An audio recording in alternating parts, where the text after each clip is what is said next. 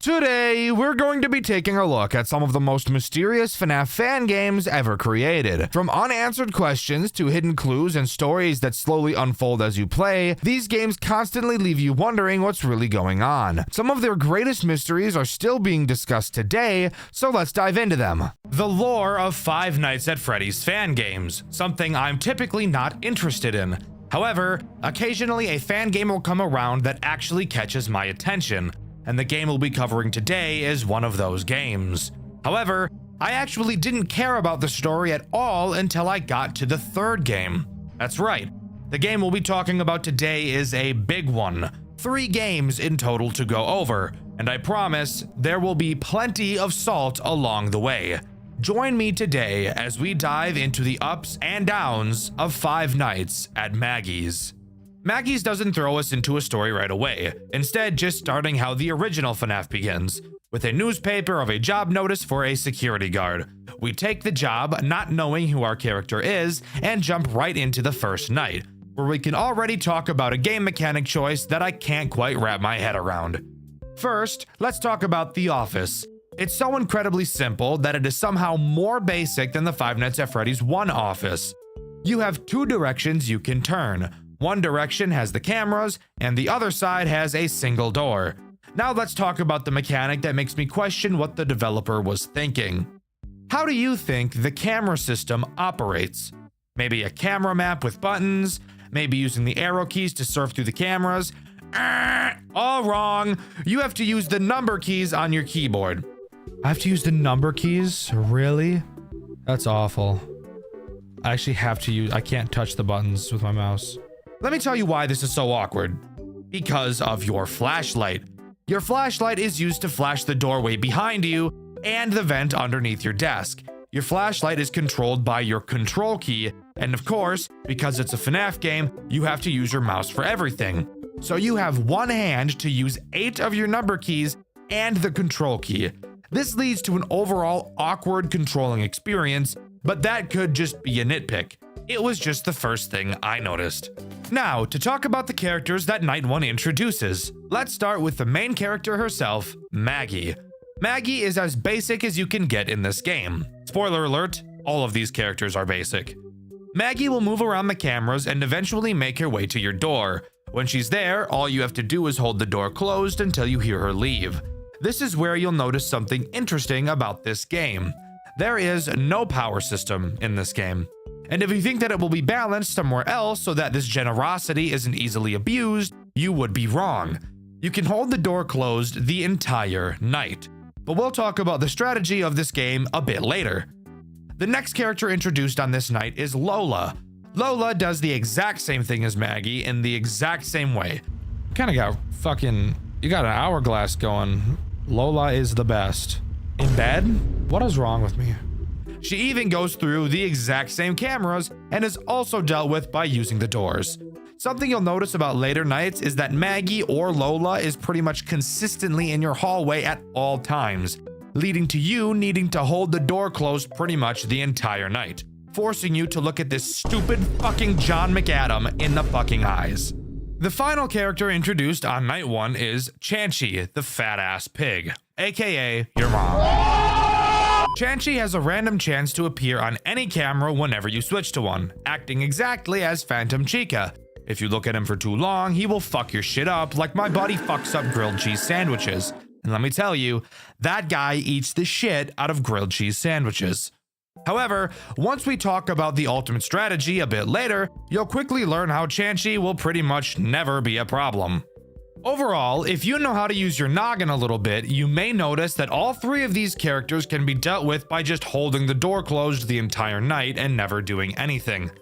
Hold your left click down, take a nap for 6 minutes, and then we'll start talking about Night 2.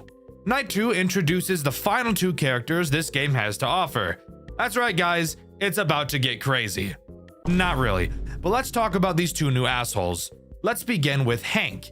Hank will try to enter the vent underneath your desk. Once he's there, he'll make a sound cue. Simply look under your desk and flash him with your light and he'll go away. However, there is a chance he will stay in the vent instead of going back to the stage, except the side effect is he will still make a sound cue when you have to flash him again, so this really isn't as scary as it sounds. Flower is the other character added on this night. And guys, come in real close for me. Would you believe me if I told you Flower was exactly the same as Hank? Well, guess what? She is. Quite literally the exact same mechanic. So nothing too much you'll have to worry about. There you go. That's every character in the game. Just kidding. I actually lied to you. There is one final character we have to talk about, except here's the thing. I don't know its name. I think it's Guppy, but that could be entirely wrong. Guppy appears on the cameras in Camera 3. Guppy acts as this game's Foxy. You will have to watch him on the cameras to prevent him from moving. If he gets up and leaves, guess what? Dead. Ass souffle. However, since every main night after this one doesn't add anything new, it's time we talk about this game's disgustingly broken strategy. So, stay focused because it's super complicated. Basically, once the night starts, instantly turn to camera 3 to stall Guppy. Then turn around and hold the door closed, even if nobody is there. If at any point you hear a vent noise, quickly turn around and flash the vent, then turn back around and hold the door closed again. There you go. You've just beat the game. This strategy successfully stalls Guppy, ignores Chanchy since you're never switching cameras, keeping the doors closed long enough that nobody will ever get in, and will handle the vent animatronics more than adequately. Nights 2, 3, 4, and 5 can all be handled using this strategy. This is by far this game's biggest downside. It is so easy that it's boring. The majority of this game is spent staring at this stupid fucker's face. I hate this guy's fucking smile. Look at this piece of shit. Ugly ass, fuck ass boy. John McAdams. More like John McFat-ums. Am I right or am I right? Yeah, I'm right, I know. You guys can laugh. No, you can laugh, it's okay. It's okay, I know I'm funny, it's okay. Now, you might have noticed I mentioned that strategy only works up to night 5. And that's because I lied again. There's another character we have to talk about that's integrated on night 6. I don't know his actual name, and fuck you, I'm just gonna call him Porky since that's what I called him in my playthrough, which you can see over on my second channel, Dexter Black. Porky Pig acts as this game's final boss character. Night 6 is impossible. Kind of. Porky Pig can attack both your door and your vent. He also moves at the speed of fucking sound. He will go from your door to your vent in the span of 2 seconds. Now, here's where it gets impossible, and the funny story that goes along with this. So, here's the hilarious extra mechanic with Porky. He can actually be at your door and in your vent at the exact same time. If he's at your door and you close it, you will hear him in your vent. Not there's a chance. No, you will hear him attack your vent. So you might think you should flash him in the vent. So you go to turn around. But the moment you let go of your door, you get fucked. What the fuck, dude? What the fuck is that? I hear the vent noise. I did not hear noise hearing him enter the hall. He's in the hall. If I open the fucking door, it doesn't matter where he is in the hall. He just fucking kills me. Since once again, he will be in both places at the same time. Dexter, that doesn't sound very fun at all. Well, listen to this. Apparently, I played a version of the game where Night 6 was broken, as I received a comment from the game's developer telling me so. So yeah, that's pretty interesting. So what actually happens if you beat Night 6? We get one final newspaper article explaining that the owner of Maggie's, Robert Madden, was found dead in his office from a shot to the head. Of course, since we were the only ones left in the building, we are the main and only suspect. We also learn in this newspaper that our name is Stephen Cadell. The article finishes off by informing the public that the pizzeria's new owner will be Robert's son, who isn't named. Now, I don't know about you guys, but this seems like the perfect murder for a son who really wants to take over his father's restaurant. I'm not throwing any fingers, but I'm just saying, I wouldn't be surprised if that's what this ends up being. Now, you may think I got through this game really quickly, and that's because I did. Five Nights at Maggie's 1 is an incredibly easy and boring game. However, it does pave the way for the super interesting story that the rest of the series tells. So, if you can get over that, then we can talk about Five Nights at Maggie's 2. And I promise, These games are only going to get more and more interesting. Let's dive down the rabbit hole. Five Nights at Maggie's 2 is significantly more interesting than the first game in terms of actual gameplay. To start, there are more than two things to look at. This time, on your desk, you have your cameras and a vent. To your left, you have a big hallway, and to your right, you have Guppy sitting dead as fuck in the corner. Want to hear something really great? The cameras in this game also have vent cams. Isn't that just awesome? Just kidding, I know it isn't.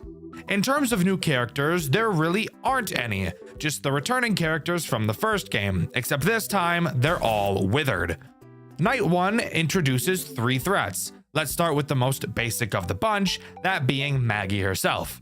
Maggie will wander around the cameras in an attempt to get to you through the hallway on your left.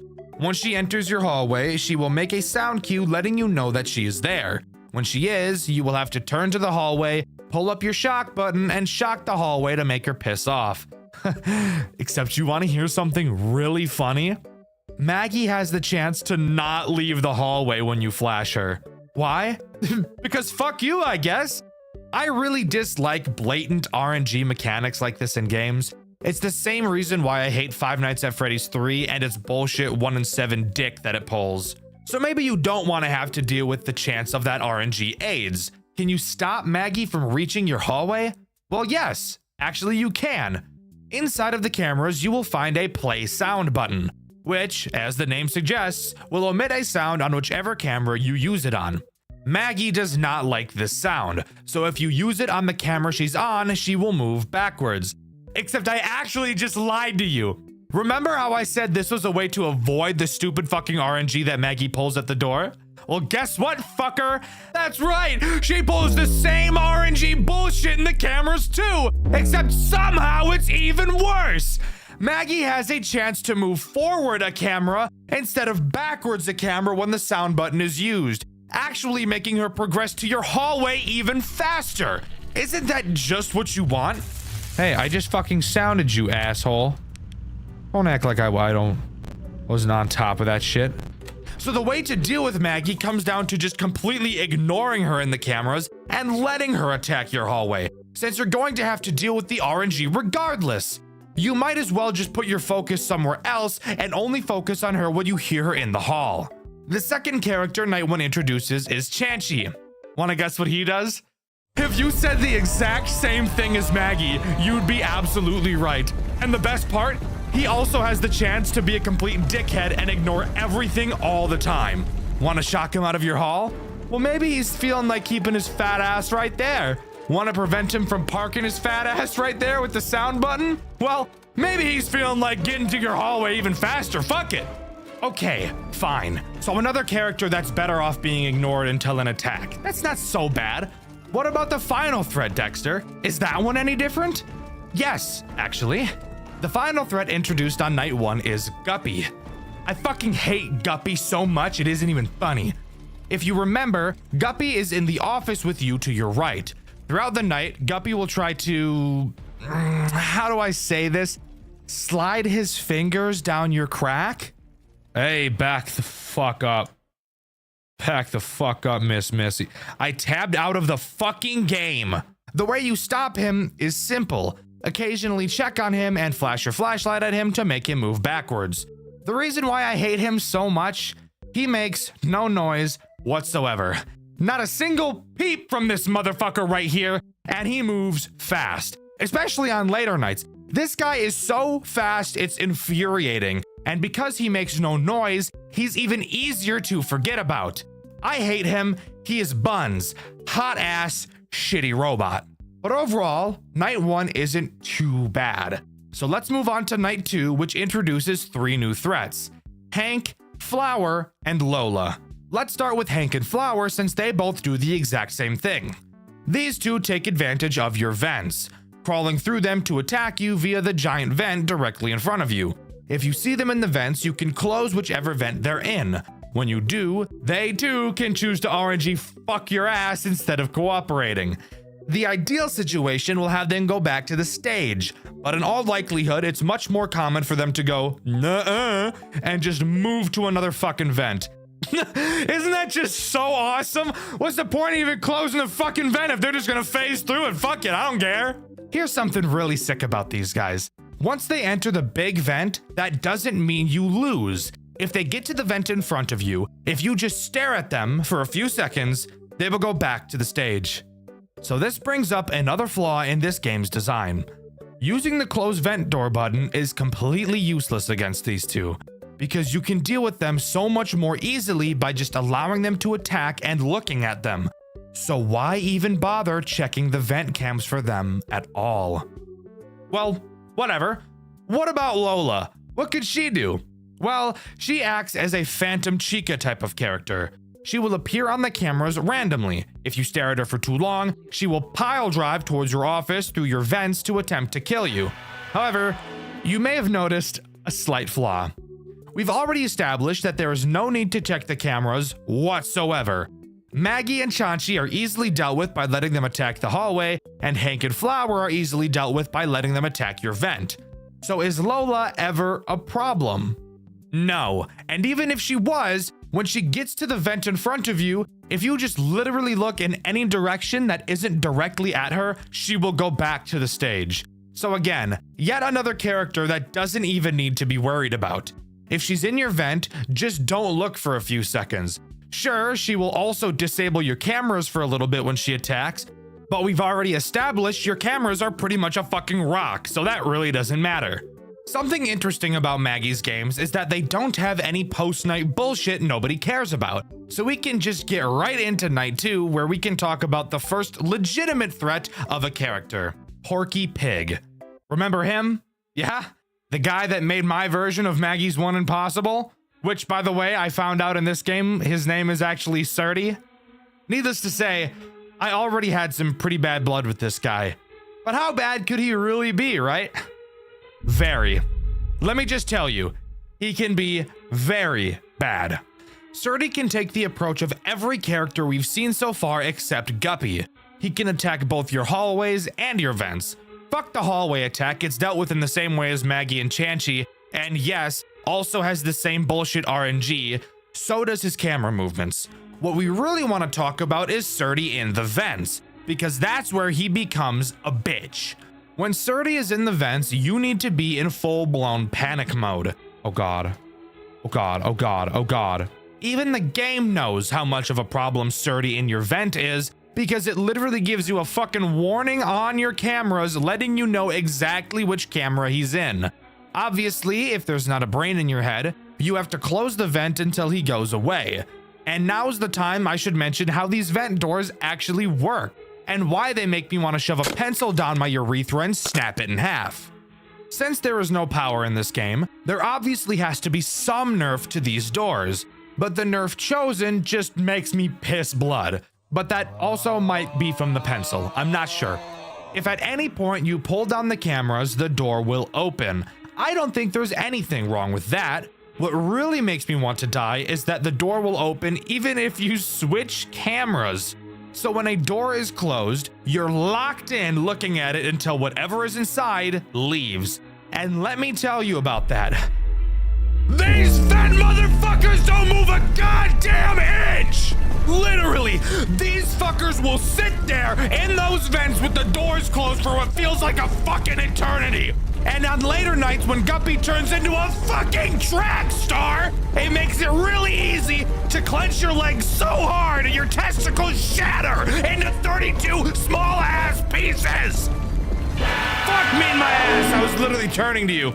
Literally was turning to you. I got stuck. I was fucked, dude. I was fucking everything had to be fixed. The sound had to be fixed. The fucking vents had to be fixed. My dick had to be fixed. Fixed as fuck. Because you can't just stare at him in the vent to make him piss off like you can with the other vent characters, if he gets to you, your onion rings. Completely Jover. But surely this game can't get any more bullshit, right? Surdy was the last character introduced from the first game, and Dexter already said that there wasn't any new characters, and Dexter wouldn't lie to me. He's a YouTuber, and a YouTuber has never lied before, right? Hate to break it to you, Buster. I lied. Night 4 introduces Jerry, the blue fucker. Who the fuck is Jerry? Well, let me tell you about Jerry. Have you ever thought to yourself, golly gee, one Surdy is already a headache to deal with. If only I could add another one. Well, if so, then you're in luck. Did you like one fucking Surdy in your ass? Why not two? Because that's exactly what Jerry is. Surdy 2.0. Except there's one key detail that doesn't really matter, but does just show Jerry was supposed to be the most AIDS character of all time. He's not even affected by the sound button, period. So there was quite literally no way to stop him. And he is fast, like really fucking fast. If he gets to your hallway and decides to bullshit RNG you, guess what, fucker? Game over, because by the time your shock recharges, you'll be dead. But in all honesty, that's not even the worst part. The worst part is without a doubt the fucking Tyson gay guppy over there in the corner. You piece of fucking shit! This motherfucker is so goddamn cocksucking fast it hardly seems fair! Everyone in Night 5 is so fucking fast they will be sharding in your eyes from the moment you start the night. But the only place they aren't fast? The fucking vents that you can't look away from lest the doors open wide, allowing for any cold metallic robot to penetrate me in the ass and rupture my colon! Fuck! Fuck! Not to mention that Night 5 is so fucking loud, you won't be able to focus on the sound cues whatsoever. I gave up on Night 5. I don't care. This night was bullshit. This game was bullshit. Butt plug. Heart attack inducing fuck. So no, I didn't beat it. I'm not going to beat it. I'll beat my dick, but let's pretend like I did beat it. What happens then? Well, you get given Night 6, which is even fucking harder. Just a full-blown ass pounding with you as the main victim. I'm glad I didn't make it this far. I'm glad I chose to piss off when I did, because the rate at which all of my teeth would have been plucked out of my skull would have been astronomical had I forced myself through this AIDS. What about beating Night 6? Has anything amazing happened? No, not really. And that's the most upsetting part. We get a final newspaper clipping explaining that the building we were in burned down for an unknown reason. The only suspect is, of course, once again us, since we were the only ones in the building at the time. We also learn that everything was salvaged in the fire and will be used for a new attraction later down the line. So that would lead you to think, how shitty was that fire that everything was salvaged? Must have been a pretty piss poor fire. Perchance a fire started by a person? Very interesting thought, dear viewer. Let's keep our theory heads turning and move on to the next game. But wait, Dexter, what about that text that says fake ending in the corner? Well, to be honest with you, I have no idea why that's there. I've been unable to find any evidence of another ending existing in this game, and my only thought is that the third game is meant to serve as the actual true ending, not only to the story, but to my suffering, because I actually really liked the third game, and I think you will too. So please, let's stop talking about this fucking slop and move on to something a lot more appealing in Five Nights at Maggie's 3. Five Nights at Maggie's 3 is nothing short of a masterpiece, truly a stark contrast from the two games we've touched on so far. I was honestly incredibly surprised by the amazing step up in quality that this game brought to the table, not only in terms of story, but also in terms of graphics, and most importantly to me, game mechanics. To start, Maggie's 3 opens to a repair minigame. We're tasked with charging up Maggie. We have to open up her chest, snip some wires, and charge them up. Seems simple enough. You'll notice during this minigame that you're able to turn around to see a dark void of a room behind you that you can flash with your light. But you'll also find that nothing is ever there. After charging up Maggie, we're shown 7 rectangles. One of them fizzles out, symbolizing what I can only assume to be the souls of some dead children, even though child murder hasn't even been mentioned in this series so far. But we're not done yet. We're tossed into a minigame directly after this. A man covered in blood walks into a room, explains he needs to hide again, saying he's trapped here and he won't go anywhere.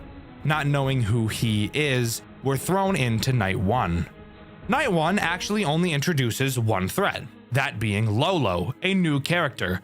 But before we can start talking about characters, we need to talk about this office and the tools at our disposal. We have 2 doors. Finally, something we can be familiar with. These work the exact way you'd expect them to, so nothing weird there. Of course, we have our cameras, but you might notice something a little bit different about them. There are 3 menus to surf through on your monitor, and only one of them are your typical cameras. The other menus are your main vent and your breakers. The main vent allows you to look at and shine the main vent, and the breakers allow you to remotely turn off the power to the entire building and specific cameras. But we'll talk about why those are important later. The final interesting mechanic is the vent door button on one of your cameras, but that will become important once we talk about 2 certain rascals later in this video. For now, we have to talk about Lolo. Lolo is as simple as a character can get. He is this game's Bonnie. He will move through the cameras and approach your right door. When he's there, simply close the door until you hear him leave, and bada bing bada boom, that cycle will repeat. Again, it's night 1. I don't think you expected anything crazy. Now we can talk about the post-night 2 repair minigame. This time having to repair Bob. Side note, every character in this game aside from 2 are brand new. Same formula as the last minigame, except this time there's actually something in that darkness behind you. Surdy. But this time, it's just his endoskeleton. No mom skin. Your mom specifically. Get it? Because she's a pig? Oink. He will slowly try to creep up on you to kill you. Whenever you hear him, simply turn around and hold your light on him to make him go back. He's very slow these first few nights, but trust me, these minigames can get a little out of control on later nights. After completing the minigame, another rectangle fades away and we get another 8-bit cutscene. This time we see 2 men.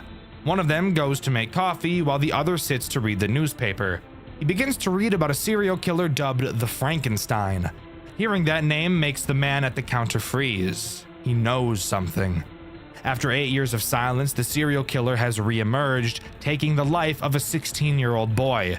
The body was found in the John McAdams warehouse, the same building that Five Nights at Maggie's 2 took place in. The man reading the newspaper, named Steve, mentions he thought John himself was the killer, but thinks that it could maybe be his son Henry, who had apparently been missing. He mentions Henry killed someone, but before he can get out exactly who he killed, the man at the counter, named Aaron, asks him to leave. After Steve leaves, Aaron goes over to the table to look at the newspaper, mentioning how he didn't stop and that this isn't over, not mentioning who he actually is. And with that, we go right into Night 2.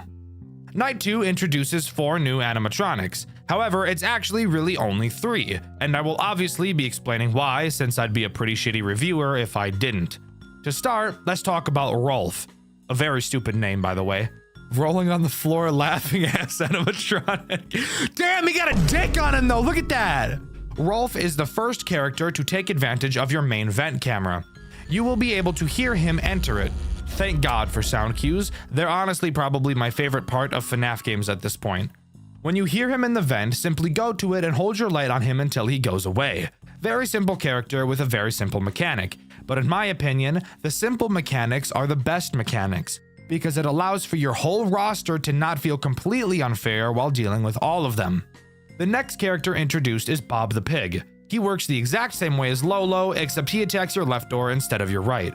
Really nothing else super interesting to note for this character, just this game's Chica. The other 2 characters introduced on this night are Esther and Lester.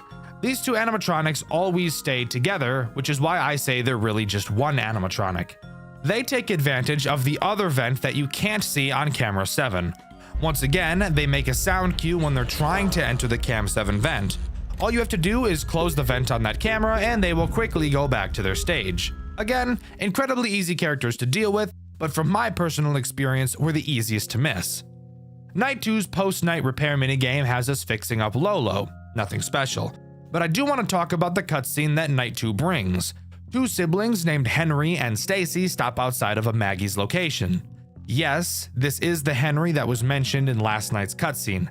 They had a conversation about their mom who died after Stacy was born. It's revealed that their dad works a lot, but we're not told what. It's also hinted that their dad doesn't love Henry in the same way that he loves Stacy. Night 3 introduces the first real honest threat I think this game has. That being this funny looking green fellow. You want to take a guess at what his name is? If you said Chomper, you'd be completely fucking wrong because his name is Cracky. Excuse me? Cracky? What a fucked up name. I don't actually know literally any of these characters' names. I know Maggie and I guess Bob now. I'm gonna guess this is Crackle. Fucking on Crackle. I know, I'm hilarious. What can I say? This is what I do for a living. I play Five Nights at Freddy's for a living. For a job. This is my job. Isn't that weird? That's fucking weird. But whatever. Why do I feel this guy is actually a threat? Well, that's because he is this game's first integration of a watch me on the camera mechanic. A mechanic that, if you're familiar with my channel, you know I'm not a huge fan of. You cannot allow Cracky to leave the stage or you will be split open like a double wide surprise. That is fucked, by the way. This looks so fucked. Obviously, all you have to do is stare him down on the cameras, which is not very challenging. But because of a certain character we'll talk about later, Cracky will very quickly become a big problem that you will probably forget about. I want to use this time to talk about the power situation in this game. Being the first in the series to actually use power, I was a bit nervous this would be another SCP endurance case where you have absolutely no power throughout the entire game. But to my surprise, it was actually the complete opposite. You actually have a ridiculous amount of power in this game. So much so that for the first few nights, I had the cameras up the entire night, while also closing the Cam 7 vent the entire time as well, and still completed the night with a decent amount of power remaining. You do not have to think about power conservation in this game, which I really appreciate. Night 3's post-night repair minigame has us repair Cracky, and it's on this night that Surdy really starts to get quick. So this is probably the point of these segments where they will start to take a long time to complete. The cutscene that plays after this segment is one of the most disturbing I've seen since Five Nights at Candy's 3. Stacy and her dad are in the dark talking to one another. Stacy mentions how scared she is. Her dad gives her a sleeping pill, explaining that after she wakes up, she'll feel better than she ever has before in a brand new body. After Stacy falls asleep, a shock lights up the room, revealing that Stacy had been electrocuted to death. Attempting to cement her soul inside of one of the machines, his experiment fails, and he's left to cry alone inside of the room with his daughter's corpse.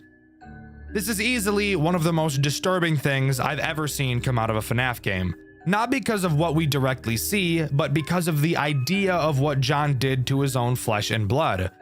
Five Nights at Maggie shows proof that you can tell stories about incredibly horrendous things in an interesting and not overtly edgy way. With all of the shortcomings I feel this game series has, I can easily say that the story is not one of them. Moving on to Night 4, we're introduced to the two final characters this game has to offer, Maggie and of course, Surdy. Let's start with Maggie since she's simple. She works in the exact same way that Rolf does. She attacks through your main vent. All you need to do is hold a flashlight on her and she'll go away. Now we can talk about the big bastard himself, Surdy, who once again, in this game is just an endoskeleton. This guy right here is this game's big challenger. Surdy makes use of your breakers. Occasionally, he will appear on any camera in the building. When he does, he will emit a loud sound. You will have to shut off the breaker to the room he's in, which will deactivate him. This is not difficult. What is difficult is when Surdy is paired with Cracky. With how frequently Surdy will attack, Cracky will very easily be able to get several movement opportunities in on you, leading to you needing to stare at him for longer while the rest of the cast does all of their bullshit. But once again, because of how simple everyone's mechanics are, it serves to make this game tense, but not overtly difficult. Don't get me wrong, I think it's great that max modes exist, and that people are pushing the limits of what's possible with Five Nights at Freddy's games. But not every game needs to be the most difficult thing on planet Earth. Some games just really want to tell a story, and I can appreciate this game for doing so. After beating Night 4, we repair Rolf, and of course get a new cutscene. Henry, now with the alias Stephen Cadell, which if you remember is the name of the player we played as in the first Maggie's, walks into the CEO of Maggie's office with a gun. The CEO, if you remember, named Robert Madden. He reveals he knew that his real name was Henry, reveals that he knows what Henry did, and admits he still never fired him for fear of tarnishing the brand for hiring a fugitive. I'll dive into exactly what Henry did when I talk about the lore later in this video. Henry demands to get his father's experiment files, and when Robert refuses, Henry shoots him in the head. This is the situation that was mentioned at the end of Five Nights at Maggie's 1. Night 5 introduces nothing new, just being a harder version of Night 4. After completing it, you fix both Esther and Lester, and of course, we get another cutscene, which is also pretty disturbing in nature. John McAdams, expecting to see his son home by 11, is still working on his project. Henry, his son, walks in at 12 completely plastered.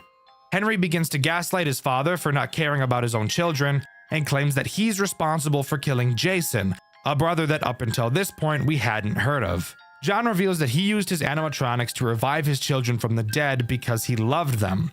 Henry, not knowing any of this had been taking place up until this point, is obviously incredibly upset. Henry ends up killing his father in a fit of rage, and John McAdams' soul is accidentally revived in the animatronic of Surdy. That's right, the final boss of the first 2 Maggie's games was Henry's dad. So now we have to question, why would his dad be trying to kill him? Once again, Night 6 adds nothing new, just being more difficult than the last. The repair minigame, however, is different. There are no more characters to repair. The only character who remains is Surdy. You must wait for him to appear behind you and shock him. After shocking Surdy, we get something I never expected when I first started playing these games. We get an amazing monologue right up there with the Henry speech from Pizzeria Simulator. I don't want to explain it to you, I'd rather you listen to it. But before I show you it, I think it's time I finally dive into the lore of this game. Our story begins on May 25th, 1975. John McAdams, founder of John McAdams Entertainment, discovers what he believes to be immortality.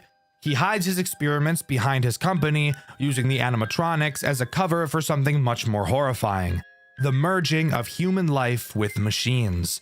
And what better way to test that theory than on your own son? Jason McAdams, age 3, becomes John's first experiment.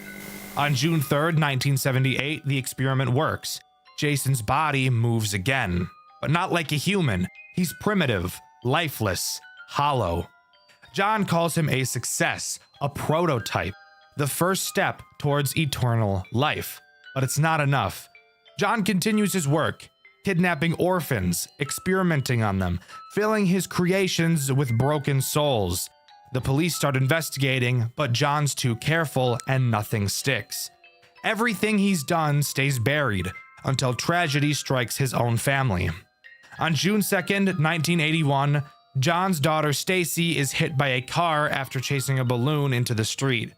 She's brought back to her father, barely alive, and John sees another chance. He tries to revive her using the same process that brought Jason back.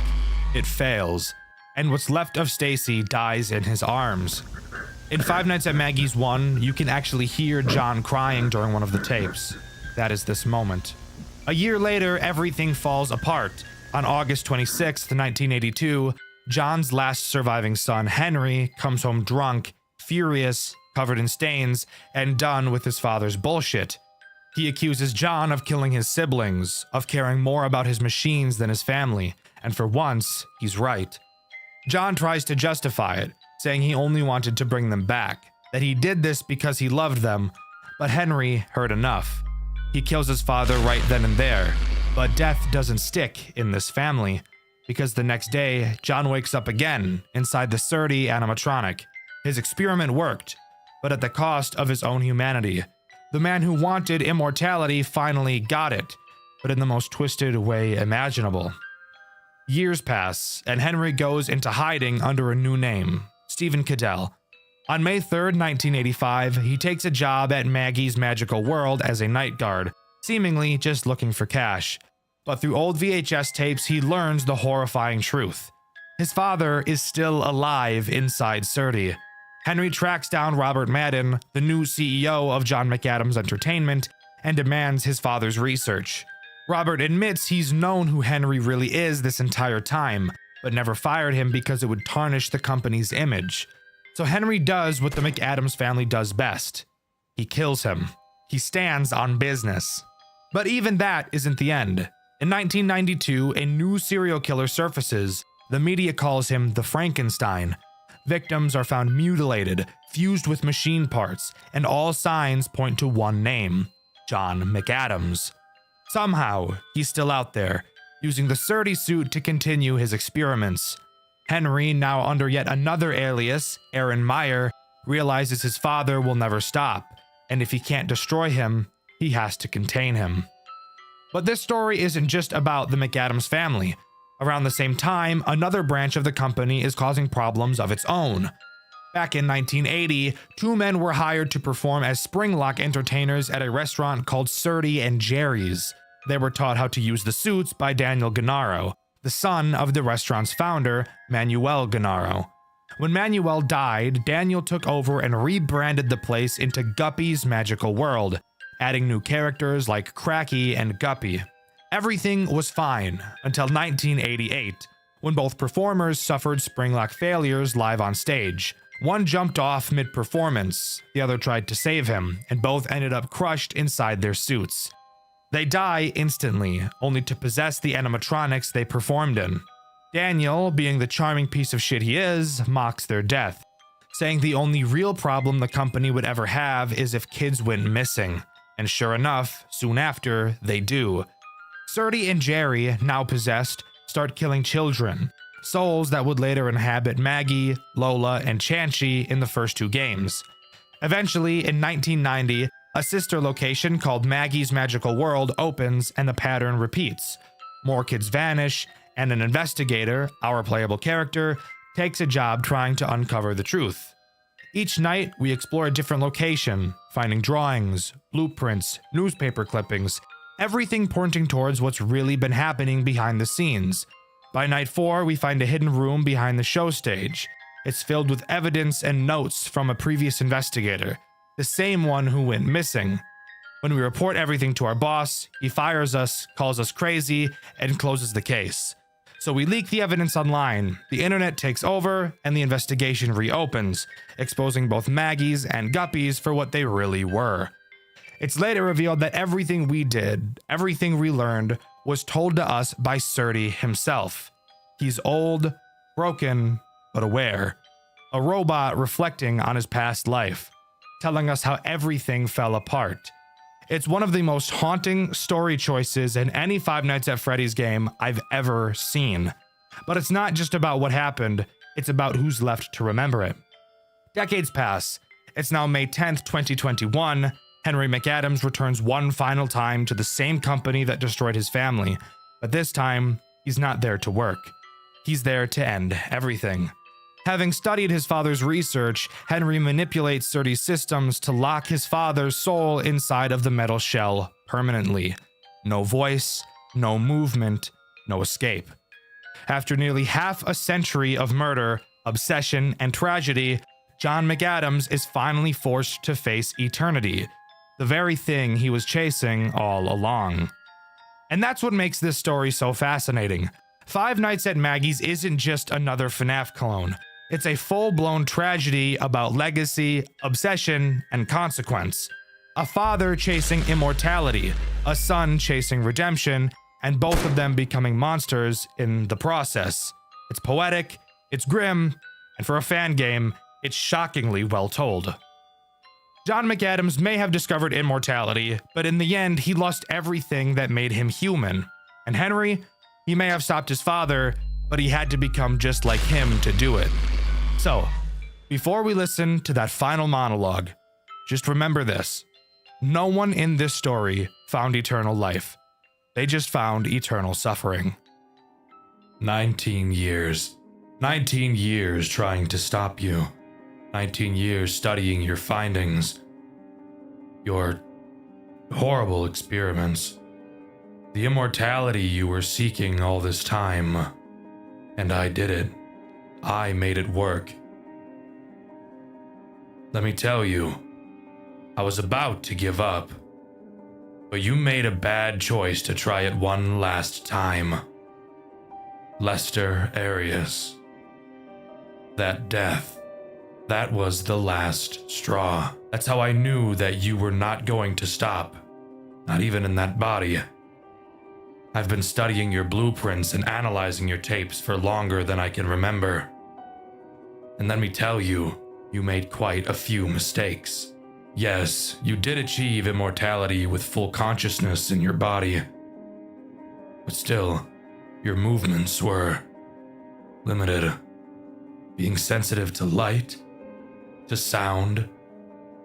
I thought John McAdams was smarter than that. Don't worry. Your son, the failure, the disgrace to the family, fixed all those problems for you and finally made it work.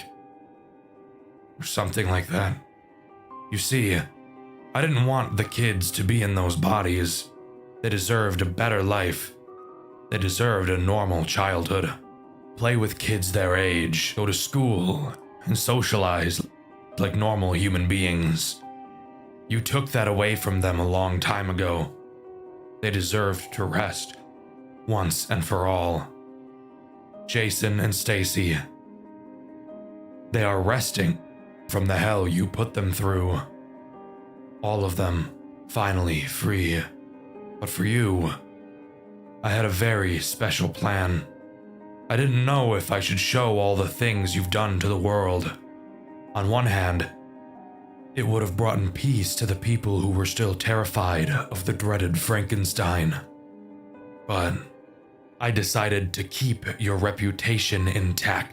You are still the great John McAdams. To some extent. Most people have forgotten you after the company went under a couple of years ago. I knew that if I brought this to light, your name would make a comeback, and I didn't want to give you the pleasure. That's why I decided to grant you your wish of immortality, but with a little twist.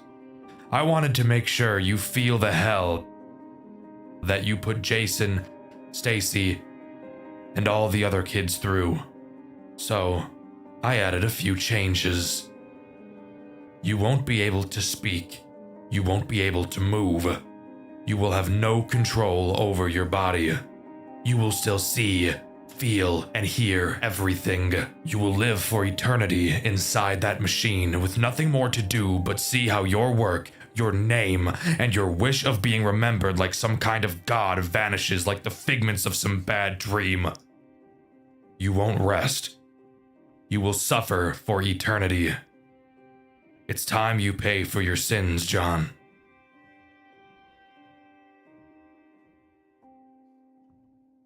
And there you have it. As far as I'm aware, that is everything that Five Nights at Maggie's has to offer.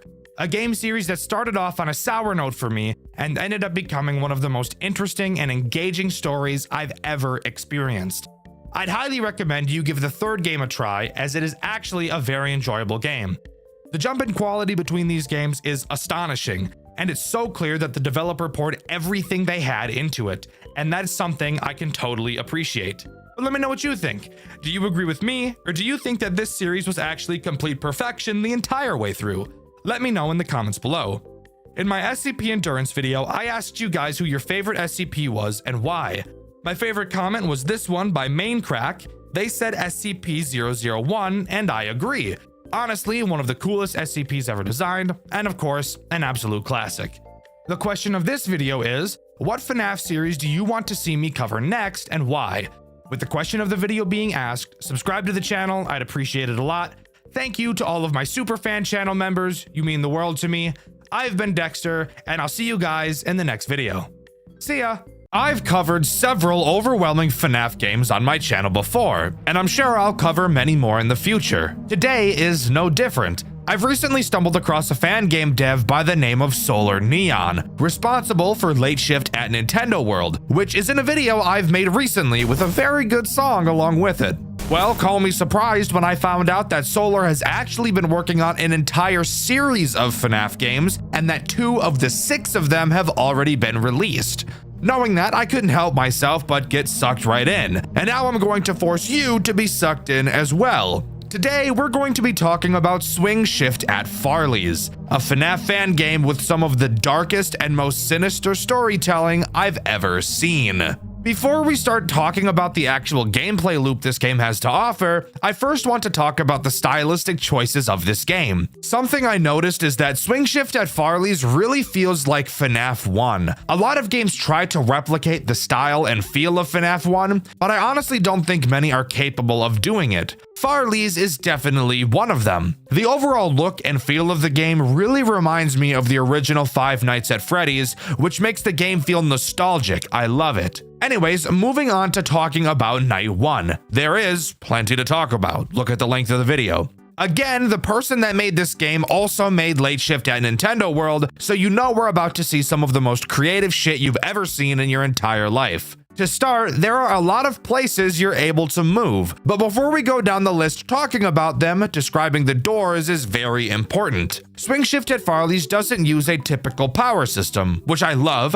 It makes my dick not feel like it's on fire. However, the doors do have their own type of power system involved. When a door is closed, the door's fuse will quickly decrease. If it empties completely, then obviously the door will be forced open. So that bodes the question, what the fuck are we going to do about that? Very epic answer, I will say, and this brings up probably my favorite mechanic. As I said, there are multiple rooms you can go to from the office. Turning to the left door, you can turn once more and go to some weird back room area. I think this is a hallway. Then, turning once more, you can go to a storage room. Inside of this storage room, you can grab a new fuse. But of course, it's not just as simple as grabbing the fuse, as there is a minigame you have to complete first. A bar will appear at the bottom of your screen, and an arrow will slide back and forth. You have to time and click when the arrow is in the middle of the bar 3 times in a row for you to be able to pull out the fuse. I guess we have to really put our backs into picking up this fuse that probably weighs as much as all of the food in your mom's fridge combined. Get it? Because a fuse is very light, and your mom's fridge is empty because she ate it all? Yeah, you got it. Directly behind you while looking at the camera monitor is where your fuse box is located. You can remove an empty fuse and replace it with a new one you grabbed. However, the fuse has to be empty before you can replace it. So this will lead to you having to forcefully make your door run out of power at times. But that will make more sense once we start talking about the actual threats this night introduces. Speaking of which, let's do that now. Night 1 only introduces 2 threats. However, they both go on to serve a very important purpose. So let's talk about Basil first. Basil is this weird fucking dog thing. His goal is to attack your left door. He will make his way through the cameras and eventually make it to your door. However, something interesting you'll notice about Basil and your hallways for that matter is that they have no lights. So you won't actually be able to see Basil at your door, nor does he make a sound cue informing you he's there. So that poses the question. How are you supposed to know he's there? Something about Basil, and every animatronic in this game, is that unlike characters from some other FNAF games, they will never move backwards. So once Basil gets to his final camera before attacking, once he leaves that camera, you know for a fact he's at your door and you need to close it. This leads to you needing to constantly watch the cameras to track the characters, something I've noticed a lot of other FNAF games are unable to do without adding a music box or finding them on the cameras mechanic. See, fellow game devs, this game is proof that you can find an interesting way to use the cameras that isn't those 2 things. Basil will bang on the door when he leaves so you can open it again. In general, 1 fuse usually lasts about 2 attacks from characters before you should let it run out and replace it. Charlie is the next character introduced, and she does literally the exact same thing as Basil, except she attacks your right door. Not much more to say about her. Night 2 introduces 2 new threats, each of them doing something different, adding a lot more stress to this game. It's during this night I noticed just how hard this game was truly going to get throughout the later nights. Because even just on night 2, you're already getting dogpiled, and the reflexes and balancing skills you'll need drastically increase. The first and most recognizable threat added is Florence. He is the Foxy equivalent of this game. He is in fucking jail. No, I'm not kidding. He's literally behind bars. Throughout the night, he'll make his way through several phases before bum rushing your office like your mom bum rushed the cafeteria in her school years, canonically revealing that she's had this terrible eating habit all her life. Of course, watching him on the cameras will slow him down, but with several other characters that will require you to also constantly be watching them, it's safe to say that you won't be stalling him nearly as much as you can stall Foxy, as you do actually have to be looking at him. Unlike Foxy, Florence can attack whichever door he wants. And also, as far as I'm aware, there's no way to force his attack to happen earlier. With Foxy, you could check the left hall, but there doesn't appear to be an equivalent for Florence. What you'll have to do is listen to hear which side his footsteps come on and close the respective door. This brings up a synergy with Basil and Charlie. As I said earlier, each fuse has enough power to block 2 attacks, maybe 3 if you cut it really close, which I wouldn't recommend. So having Florence attack a door that only has 1 attack left, and then noticing that Basil or Charlie is about to attack that door will really get your blood pressure to rise as you quickly whip around to do that quick time event minigame to get a new fuse. I love the stress this character brings, I can't lie. The final threat this night introduces is Dominic. He brings on an entire new mechanic into this game. In your office, you'll now see that you're able to look up. Doing so, you'll find a vent. Hooray! I can't wait to see what this asshole is about to do. Dominic appears in the same camera as Florence. When he decides he's going to try to get to you, he will move to the back room. On this back room camera, you will see a new pop-up at the bottom. It's a heater for the vent. I'm sure you can see where this is going. When Dominic leaves this backroom camera, it means he has just entered your vent. However, that doesn't mean you should blast the vent just yet, as after you use the heater, you'll have to wait for it to cool down. And just because Dominic is in your vents doesn't mean he'll be combated by the heater just yet. This is the point in time where you'll need to constantly check the vent above you to see if you can hear him banging around inside of them. If you don't hear him, don't blast him. When you do hear the banging, this is when you should go to the camera, charge up the heater, and activate it. You do have to be looking at the vent to hear the banging, so don't think you can just avoid looking up, because unfortunately, you cannot. Night 3 is a doozy, adding 1 new threat that in turn adds 1 new mechanic, enough to make everyone's urethra begin to leak blood. So let's talk about her. The threat that Night 3 introduces is Whitney, and Whitney introduces your flashlight. I bet you can already guess what she's going to do. Whitney has 3 avenues she can attack you from: your left door, your right door, and the vent above you. She will wander around the cameras and eventually pick one to attack. When she is at one of those locations, you have to spam your flashlight at her until she goes away. However, something you may have wondered, and no, this flashlight does not work how most FNAF flashlights tend to, as this one is much worse. The rate at which the battery drains from this flashlight is a lunacy. So, to compensate, you're able to charge it back up. But how do you do this, you might ask? Well, on the cameras, you will see a new pop-up. Using this pop-up, you can slowly recharge your flashlight. The problem with this? Obviously, aside from the fact that it's just a fucking music box, which I hate, is that the camera in which this pop-up is on teleports to a random camera whenever it damn well pleases. Did you just fucking hear me? The music box mechanic, aka my second least favorite mechanic of all time, is a find them on the camera mechanic, aka my number 1 least favorite mechanic of all time.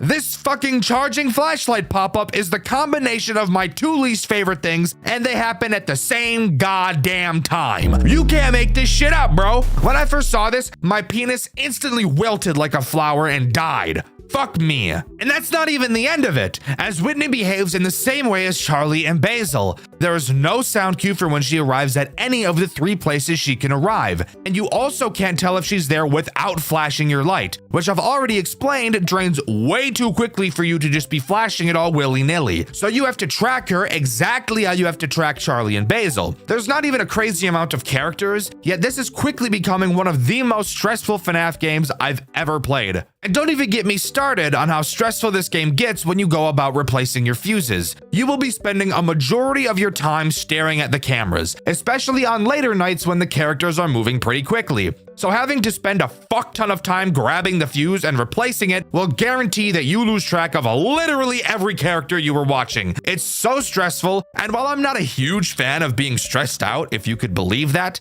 I do still think it's really cool how this game is able to pull that off. Night 4, and again, just as Five Nights at Freddy's did, Night 4 introduces the big bad antagonist himself, Farley. And let me tell you, he's honestly probably the least threatening character this game's seen so far, with a mechanic that makes him sound a lot scarier than he really is.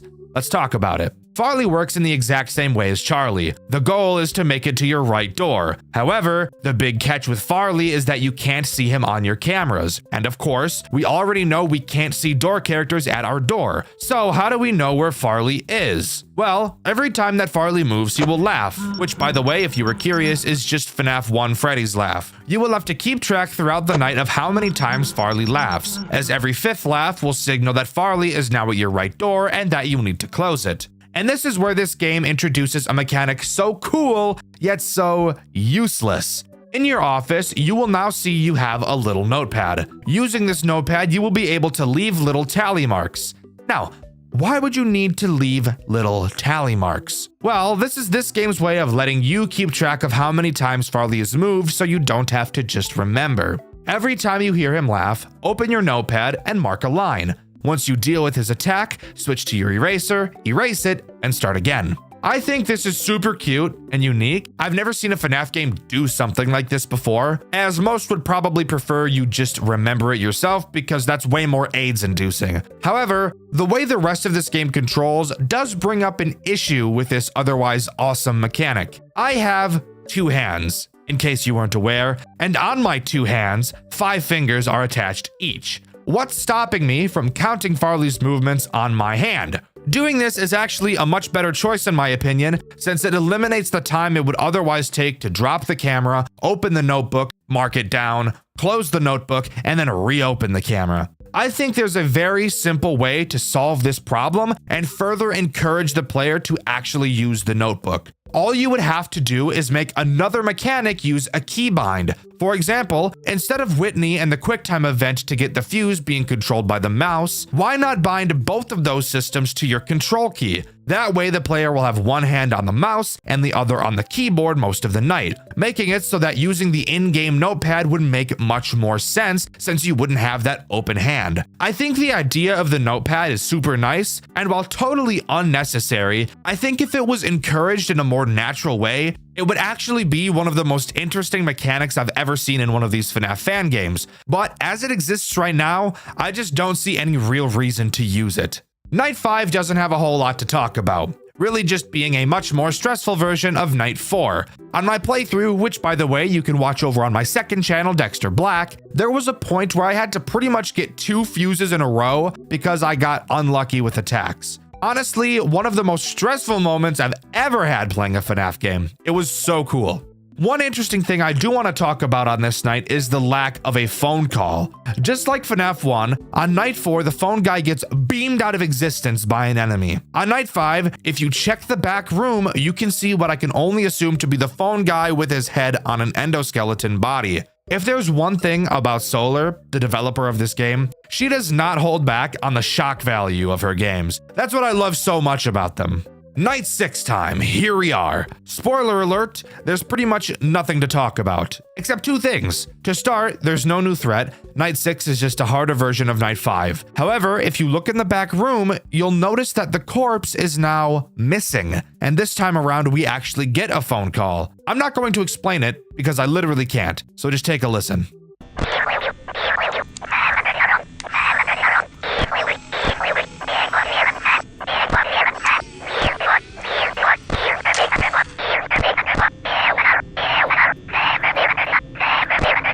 Now you might be asking, Dexter, what the fuck was that and why did you even show it to me? Well, dear viewer, if you reverse it, you'll hear the following, which I've added captions to.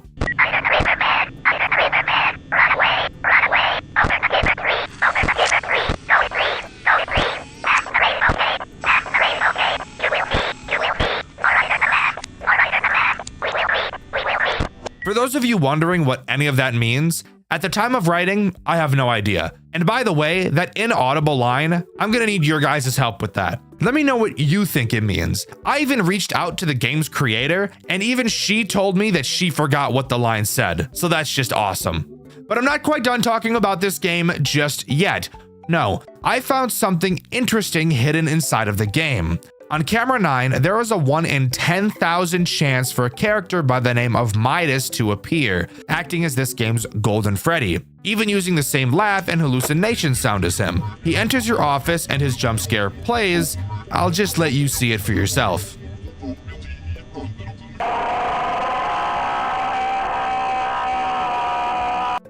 So yeah, that's disturbing. As mentioned, that character's name is Midas. I have no idea who this character is supposed to be. However, I do know that we will be finding out, as Solar Neon plans on creating 6 games in the Farley's series, and I'm totally looking forward to them. There are still a few more secrets I was able to uncover. In the room where you grab a new fuse box, you'll notice a stack of papers on the ground. Upon picking the papers up, you will see one of the following 3 papers. The first shows a wanted poster for a man inside of what appears to be a bunny costume. It's only a police sketch, but we can see they're wanted for murder. The second paper reads, "Bodies found in local river." In a shocking turn of events, the body of missing boy Thomas Fiver has been found under a bridge in Shantytown. According to the Utah Police Department, Thomas's body was stuffed inside a garbage bag with his head removed. The head has still not been recovered. A note addressed to the police was also found with Thomas's body, written by the guillotine killer. This has been revealed to be his 3rd victim. The guillotine killer, possibly giving a name to the killer in the previous paper, obviously being called that name for decapitating his victims. Another kid killer. Fantastic, but what did we expect, I suppose? And victim number 3. I wonder how many there are in total. The 3rd paper reads, 6 children now reported missing. Over the coming weeks, 6 children have vanished in Shantytown, Utah.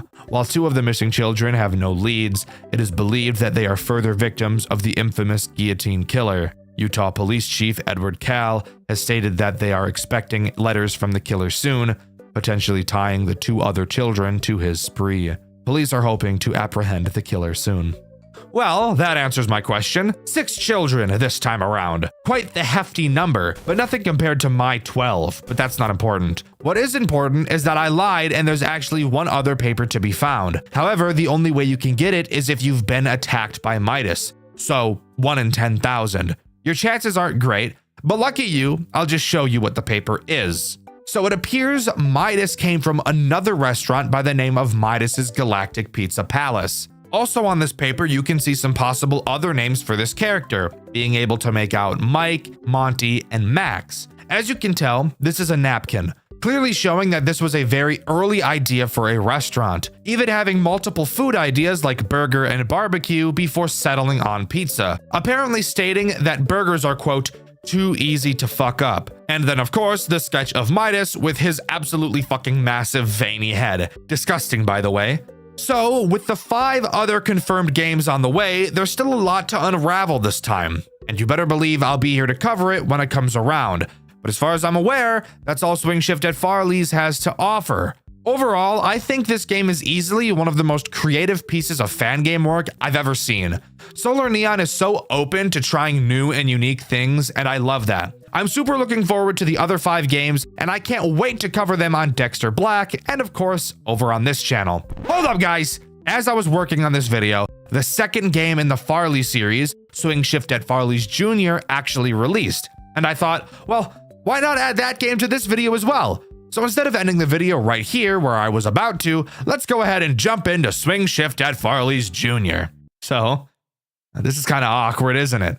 I bet you were getting ready to click off the video and now we have a whole nother game to cover. Well, be grateful, I guess. Farley's Jr. starts with a very FNAF 2 style opening. We're sitting in the POV of who I can only assume to be Farley. We can look left and right and see Basil and Charlie accompanying us. Shortly after the minigame ends, we're booted to the main menu where we can see the toy animatronics. What the fuck? Like, these things literally look like the FNAF characters, but rest assured, they are not. Upon starting the game, we're greeted by a newspaper, stating that this time around we aren't monitoring a restaurant, but an entire mall. Awesome. That doesn't sound like there's about to be a metric fuck ton of characters, now does it? Night 1 has a phone call that's like 5 fucking minutes long, and I'm not going to waste my time talking about it. It's your typical Night 1 bullshit, and he explains the characters we'll have to deal with. But of course, if I just let him do that, then I wouldn't really have a job, now would I? So let's start by talking about the tools at our disposal, because there are a hell of a lot more this time around. To start, let's get the obvious out of the way. We have a Farley mask that we can use. However, you may notice the 4 buttons inside of this mask. Don't worry, we'll talk about them in a bit. You can also use your camera to flash the hallway in front of you for a short period of time. However, every time you do, you'll lose one film reel. Throughout the cameras, you can find film reels lying around and pick them up. Also in the cameras, you can flash and hold your light on them so that you can actually see, which is very nice. You may also notice music box symbols on a good majority of the cameras. Don't worry, we will also talk about that in a bit. But that's really it in terms of mechanics that actually matter at this point in time, which means we can move on to talking about the threats this night introduces. Night 1 introduces a whopping 4 threats, already matching pretty much the entire crew of the first game, so this is about to get scary. The first ones we'll talk about are Basil Jr. and Charlie Jr., these being the toy variants of the originals. The reason I mentioned talking about both of them is because they both literally do the exact same thing, so no point in talking about them individually. If you couldn't guess because you have a brain deficiency, their goal is to make it to your office through the big hallway in front of you. Since this hallway in front of you is so dark, you won't actually be able to see them if they're there. However, there are 2 things you can do to verify if they are. To start, you can obviously flash the hallway with your camera and check. However, if you don't want to waste a film reel, there is another way. Characters in Farley's Jr. will not move backwards, so once they make it to the hallway camera, if you ever see them leave that camera, that guarantees they'll be in your hallway. So once you know they're in your hallway, all you have to do is put your mask on. Except, as I'm sure you could have guessed, the buttons don't work like a normal FNAF mask. Upon a character entering your office, their eyes will glow one of 4 colors. Depending on which color they are is which color you'll have to press inside of the mask. Once you do this, their eyes will switch to another color. Repeat this process until you've pressed 4 buttons and they will finally leave your office. I don't think I need to explain to you how fucking awesome this is. Solar Neon was able to take one of the most overused FNAF mechanics of all time and add a twist to it that makes it feel new. Does it make a whole lot of sense? No, not really, but it's still really fucking awesome and I love it. The next threat this night introduces is Farley Jr. He works in the exact same way as Basil and Charlie Jr., but with one very frustrating difference. Remember how in the first game Farley would hide in your blind spots? Yeah? Well, Farley Jr. does the exact same thing, except this time around, he doesn't make sound cues when he moves. So that brings up the very appropriate question, how the hell are you supposed to know where he is? Fantastic question that is. If you look at your cameras, you'll notice a large tracker button at the top. Whenever you click that tracker, it will show you which camera Farley Jr. is currently in. However, every time you use the tracker, you have to wait an entire century to be able to use it again. This is literally the only way to tell where Farley Jr. is, so you'll have to get pretty lucky with your timings of this, especially on later nights. With the juniors out of the way, we can move on to the final threat that Night 1 introduces, that being the marionette. Oh boy, I promise you this thing is way worse than you could ever imagine. Of course, this marionette uses a music box mechanic. However, the music box is located on the desk in your office, so you don't have to open your cameras to use it, which I honestly thought was great. But is there a catch? Are you retarded? Of course there's a catch. There's always a catch. The marionette can move throughout the night. The way she moves? Take a fucking guess. Exactly! At random, she'll make a sound cue signifying that she's teleported to a random camera. Another find them on the camera mechanic mixed with a music box mechanic. All right, fine. I've liked everything Solar Neon has done so far. Maybe if I look deep inside my cold, dead heart, I can find it in me to look past this. Maybe. When the marionette moves, you'll have to find which camera she went to and toggle the music box to said camera using the music box button I mentioned earlier. So while yes, you can wind it from your office, you're still not free of the worst fucking mechanic ever thought of by man. So, that was a lot to introduce in one night, and we've still got 4 or 5 more of these to go. To discover how bad it's going to get, stick around, because I get the really funny feeling that the further we jump into this game, the further my sanity is going to split. Oh my god. I don't even know what to say. Here we are on night 2, and this night is really going to show just how fucking difficult this game is about to be. This night introduces several new threats, all of which make me want to stitch my asshole shut so that I can never shit again. Let's waste no time and start talking about them. Tonight introduces the Withered characters, literally every single one of them. Well, except for one, but we'll talk about that asshole a little bit later. To start, let's talk about Withered Basil and Withered Charlie. I'm going to talk about these two together because just like their junior variants, they both fundamentally do the same thing. On night 2, you'll notice in your office you can now pull 2 gates closed on both sides of you. These gates are important for these 2 threats. Withered Basil and Charlie's goal is to get to your office through these gates. Basil will attack the left and Charlie will attack the right. Just like seemingly every other character in this game, you won't be able to see these two while they're at your doors, so you'll have to track them on the camera to be able to tell when they've disappeared to them. Once you know they're at your door, close their respective gates and wait to hear them hobble away. You know when I said their goal is to attack these doors? Well, I kind of lied because they both have one other form of attack, that being the hallway in front of you. Both characters will appear in the hallway camera. When they disappear, they will do one of 2 things. The first will be moving to a side camera to make their way to their gate. The other will be moving to your hallway just like the juniors do. When you know they're in your hallway, all you have to do is flash them and they'll go away.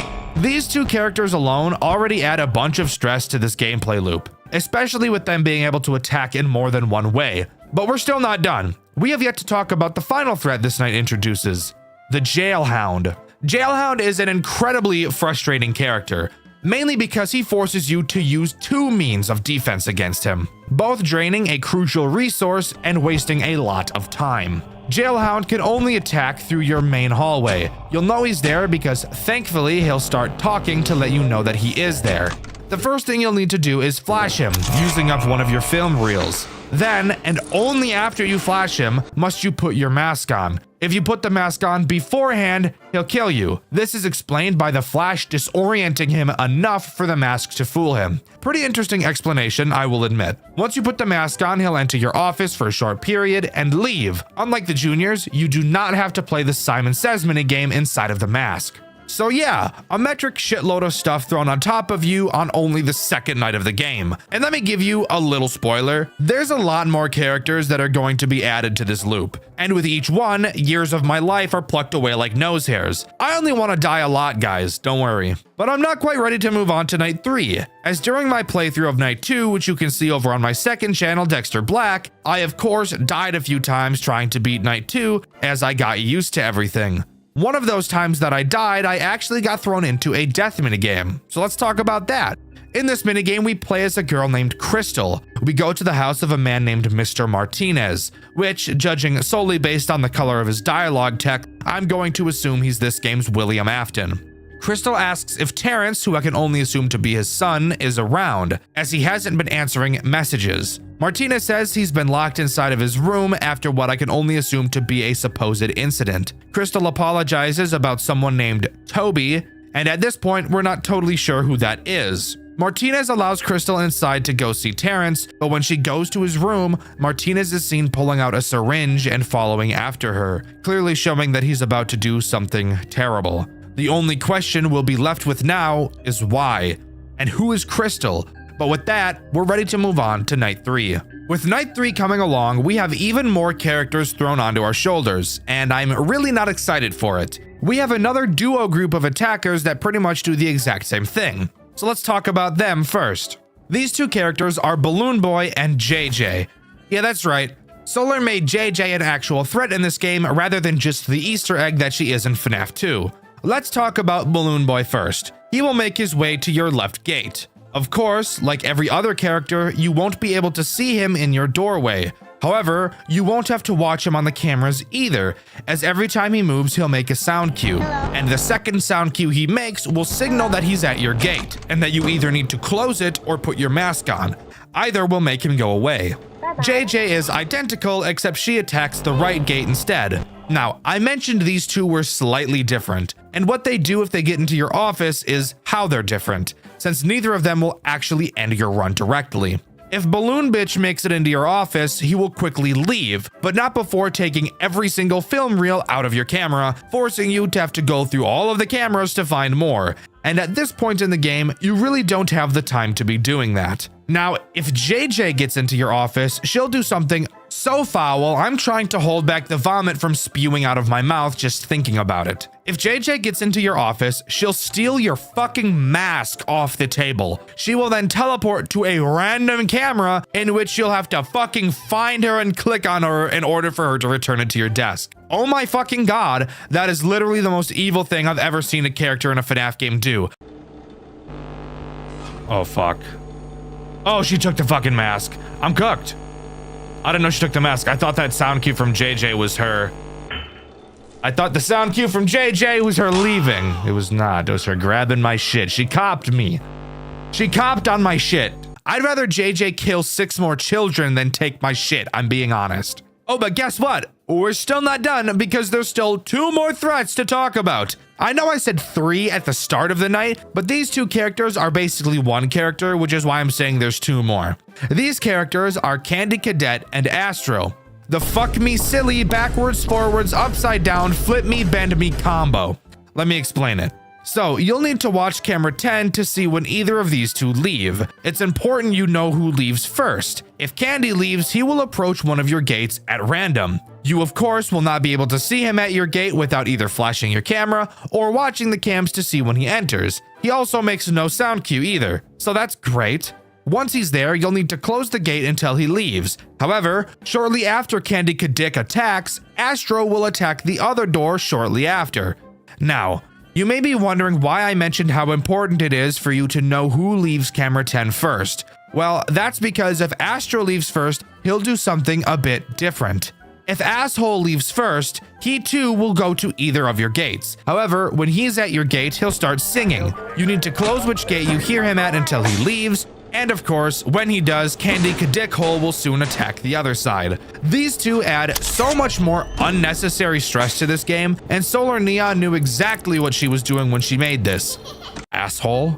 Before we move on to night 4, I want to talk about another death minigame I got while working on this night. It's literally an exact copy of the Give Cake minigame from FNAF 2. The only major difference is that we play as Farley instead of Freddy, and instead of a random crying child, we see a girl come to the entrance who in the programming is named Charlie. Soon after, a car pulls up to the building and a man in a bunny mask gets out. Now, while I would imagine this person is probably Martinez, I do have to point out that in the code, this character's name is Guillotine. And if you remember from the first game, is the name of the serial killer. So it appears we get to see the abduction before one of his many murders. But with that, we can move on to night 4. It got worse, guys. Let me tell you, it got so much worse. Way worse than I could have ever imagined. Not only does night 4 add 2 more characters, but it also adds a brand new mechanic that makes this game far more stressful than it already was. To start, let's talk about the new mechanic, being able to turn off the power to the building. I bet you can take a solid guess where this is going. When the power is off, you obviously can't check your cameras. However, you can still put your mask on and close your gates. With that in mind, now on to the 2 threats this night introduces. Let's start with the simplest one, Mangle. Mangle has 2 ways of getting into your office, the big hallway in front of you, and the vent that's on camera 9. I've neglected to mention this vent up until this point, because Mangle is the only character to interact with it. Plus, you can't even see or interact with this vent in any way regardless. When you see Mangle in your hallway in front of you, you'll have to shut the building's power off. She'll swoop into the office for a few seconds and then leave, wherein you can then turn it back on. The vent is pretty much the same, but since you can't see the vent, the way you'll know you have to shut the power off is when you hear her in your vent. Turning off the power throughout the night when watching the cameras is so integral to this game's cycle is absolutely brutal. And the final character introduced on this night doesn't help with that at all. Withered Farley is the last character introduced on night 4, and he serves to be one of the most stressful yet. Once Withered Farley makes a successful movement opportunity, he will teleport directly to your main hall. Every time you flash the hallway, you'll be able to see him. Throughout the night, he'll slowly creep his way towards your office, and once he enters, as I'm sure you could have guessed from my intro of him, you'll have to shut the building's power off until he leaves. Mazel tov! I want to die. This is every single threat in the game. And let me tell you, completing this night was honestly one of the hardest challenges I've ever put myself through. And we're not even on to night 5 yet. so I'm really not excited for all that. But there is still one thing I want to talk about before we move on to Night 5, and that's another death minigame I got while playing Night 4. In it, we play as an unknown character seemingly on a camping trip with another unknown character. Child number 2 wanders off and we go to follow him, only to go deeper and deeper into the forest as we lose track of him. When we find him again, we see him trapped in the back of someone's car as it drives off. Maybe got some inspiration from the FNAF movie, just a hunch. Shortly after, Farley jump scares us. And this leads to a small theory that I have. I get the feeling that for each of these minigames, depending on who jump scares us at the end of them is meant to hint at who the stolen child in said minigame would go on to possess. Just a hunch, but I wouldn't be surprised if that was the case. Anyways, on to Night 5, and I'm really not excited for it, I can't lie. Thankfully, Night 5 doesn't bring anything new to the table. I thank God for that every day that I wake up, because he knows better than anybody how I would have lost my mind had there been more animatronics added on this night. However, there is something very interesting to note about this night. 1, I never got a death minigame like I was hoping for, but that's fine. And 2, something very interesting happens once you complete the night. I'll let Dexter Black take it away. Subscribe, by the way. Ooh! Oh! I need to relax.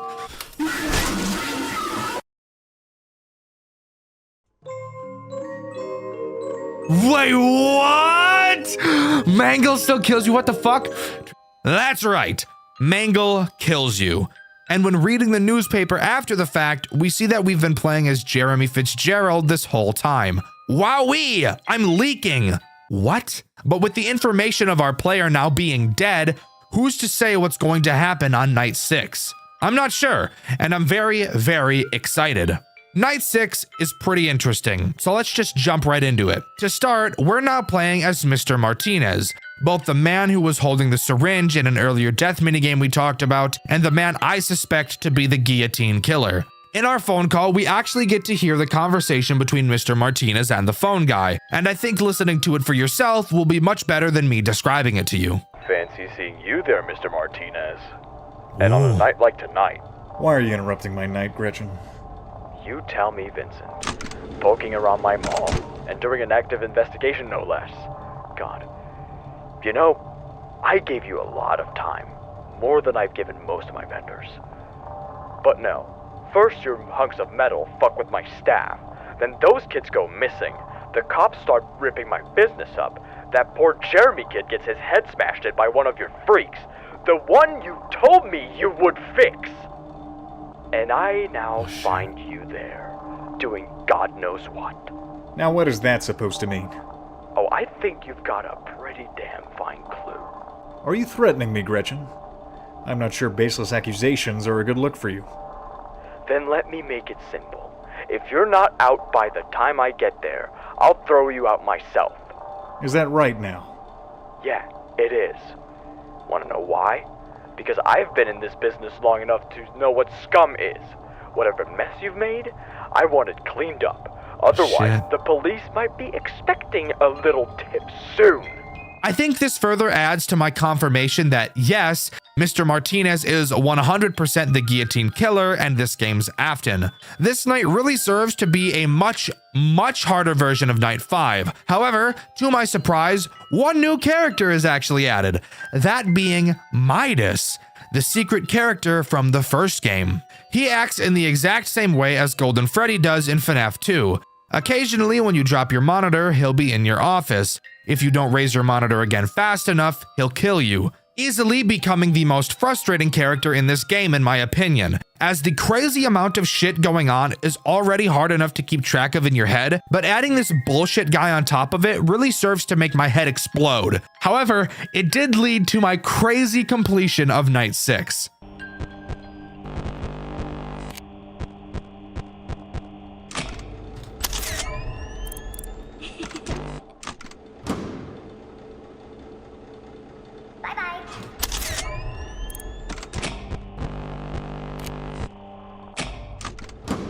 Fuck, I'm dead. What? Holy shit! Tell me that's not the craziest completion you've ever seen. Yeah, I thought so. But with that, Farley's Jr. closes down due to a bunch of bullshit that was completely expected, and Swing Shift at Farley's Jr. comes to a close. At least, that would be the case if we didn't have a bit more lore stuff to talk about, since with Midas actually showing up, I'm sure you could have assumed there's some stuff I was able to find.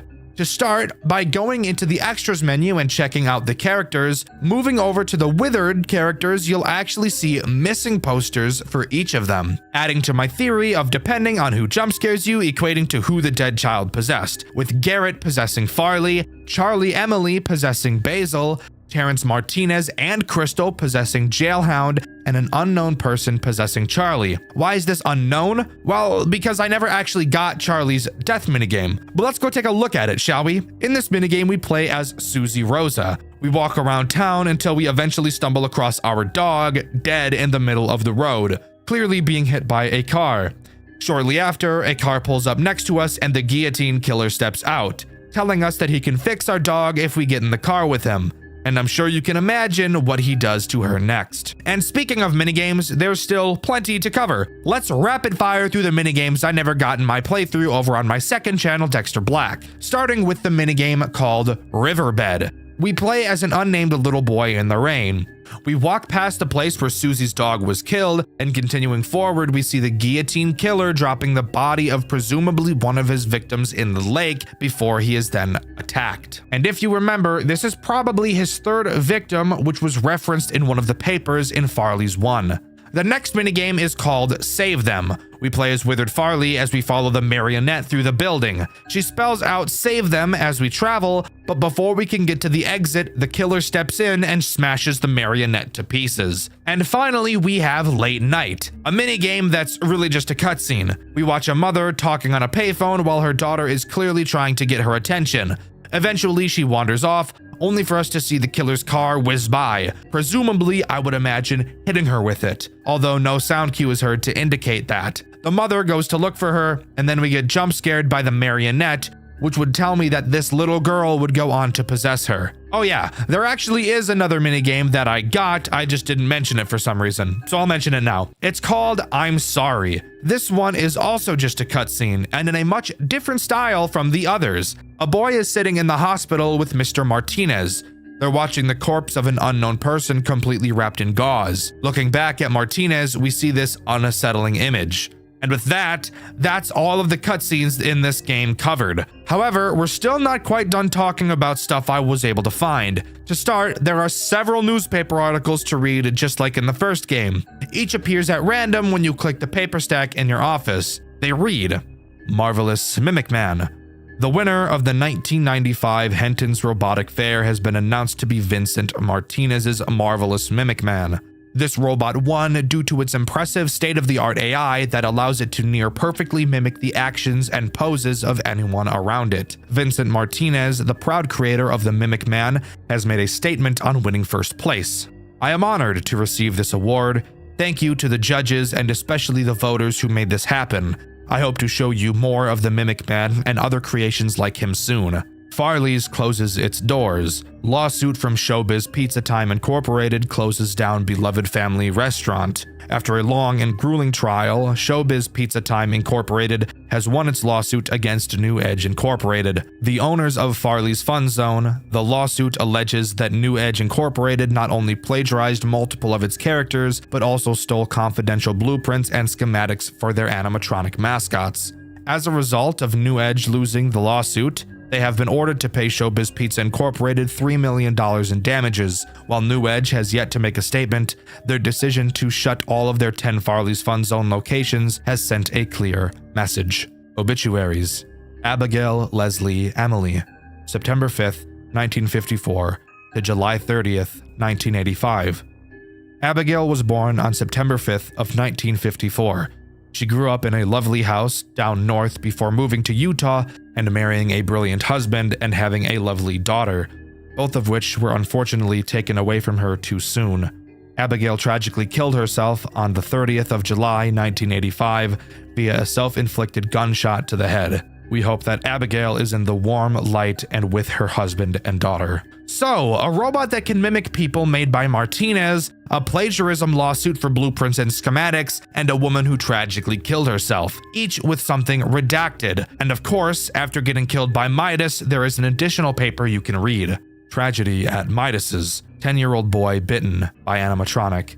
This afternoon at Midas's Galactic Pizza Palace, one 10-year-old boy, Tobias Martinez, was bitten by one of the establishment's animatronic characters. It was reported that he was shoved inside its mouth by 4 children who have yet to be identified. Police have not yet confirmed if this is a murder attempt or freak accident, although they are still investigating.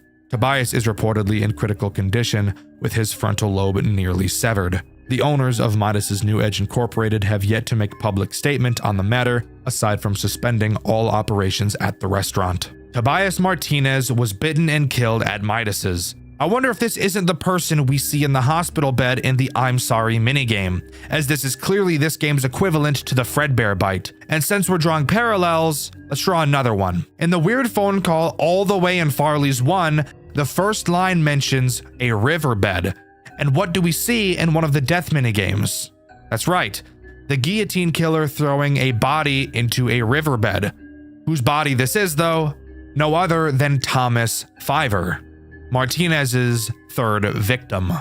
But with that, as far as I'm aware, is everything that the first 2 Farley's games have to offer. I'm incredibly excited for the rest of the series that Solar has planned, and she's actually shown me a sneak peek of the 3rd game. I'm obviously not going to spoil anything, but it looks crazy. Overall, both of the Farley's games are clearly heavily inspired by the original FNAF games, and even seem to be following the original pattern and story these games laid out. And I honestly really like it. Recently, I've been covering a lot of very well-known fan games on this channel. Five Nights at Candy's, Pop Goes, and Animatronic Memories are probably names you're all familiar with. Recently, I've been looking for a FNAF game to cover that I personally had never heard of, and today I've definitely found one. I'm not gonna lie to you, it's super weird, but however, it does have its charm and an amazing story. So, let's waste no time and hop right into Tales of the Bunnyman. Tales of the Bunnyman opens with a cutscene that reminds me a lot of the old official Five Nights at Freddy's trailers, specifically Five Nights at Freddy's 2. We get several shots of the pizzeria interlaced with pieces of dialogue explaining the exposition of the story. We play as a man named Vincent Baldwin, who we later learn used to be a night guard and is one of the missing children's fathers, the father of Cassidy. We're entering the building to do some investigating and find out where our missing child went. And with our motive in mind, we're safe to head into Night 1 and start talking about what this game really has to offer. Night 1 introduces 2 characters, but before I start talking about them, I want to talk about the office itself. In our office, the first thing I want to get out of the way is this picture. I don't know who this is. I checked the wiki and couldn't figure out who this is. That's it. I just don't know who this is. Anyways, on to something actually important. The coolest thing I noticed about this office is that there are actually 2 rooms that we can move between. The typical office room and the boiler room. I'll talk more about the boiler room later when it becomes important. The door to the boiler room can be held shut, as animatronics will actually have to travel through it in order to get to your office. The only other things in our office is our camera system and a giant gift box. We can hide inside of this gift box to be able to protect ourselves from the first major threat of this night, Foxy. Foxy behaves pretty much exactly the same as in Five Nights at Freddy's 1. He starts on Pirate's Cove and makes his way through some phases before attacking. However, something unique about Foxy is he actually has 2 completely different attacks he can perform, each of which requires you to do something completely different to counteract him. The first attack he has is pretty simple.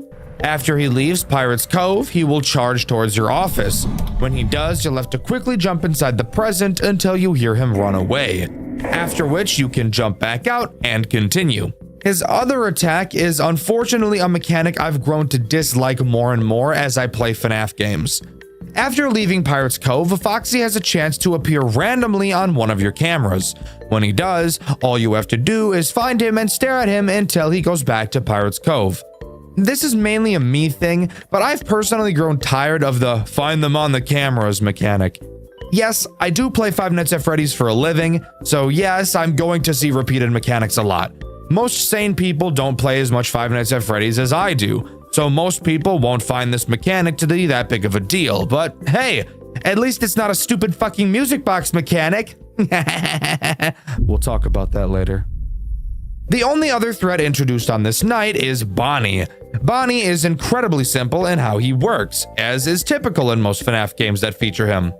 Bonnie will make his way through the building and to your office. Afterwards, you'll be able to hear him at your door. You'll need to quickly go up to the door and hold it shut until you hear him leave, like Five Nights at Freddy's 4. When you do, you'll know it's safe to reopen the door and continue the night. Very basic. That's just how we like Bonnie, isn't it, guys? Right? You like it when Bonnie's basic, right? You wouldn't want Bonnie to just hot bottom right into your office and start fingering you, would you? Freak. And with that, we can move on to the post-night 1 minigame. Here's where we get to talking a lot about how cool this game really is. This game does narrative storytelling in a different way than any other FNAF game I've ever seen. Instead of an 8-bit minigame or a slideshow lore dump, Tales of the Bunnyman turns into a visual novel during the post-night sections, having you play in the perspective of a different character each night. I think this is actually super cool. While yes, you may think that it looks straight out of a My Hero Academia DeviantArt fan page, it is very clear that an amazing amount of care and effort went into these post-night sections, and that cannot go unnoticed. Before I really start talking about the lore of this game, I need to make it incredibly clear that there was so much poured into this story. There's so many details that I could point out that would make this video quite literally take hours to complete. And while I'd love to be able to talk about all of it, I don't have the confidence in myself to do so, and to be able to portray it in the way that it rightfully deserves. I'll be going over what happens in the story, but I won't be diving into every single minute detail, and I apologize if you were hoping that I would. Anyways, in this minigame, we play in the perspective of Jeremy Jr. Fitzgerald. After hanging out with his friends at Freddy Fazbear's, he notices that his mom has not yet come to pick him up. After waiting an extended period of time, he decides to just watch the performance on stage. Hearing a strange whistling coming from backstage, he enters to investigate, only to abruptly get abducted and murdered by the Bunnyman, going on to possess Bonnie. I honestly think that these post-night minigames are a breath of fresh air in this genre. I've never seen anything like it before, and I'd love to see more FNAF games try to do something new like this to tell their story. But now it's time for us to move on to Night 2. Night 2 only introduces one new thread, that being Chica.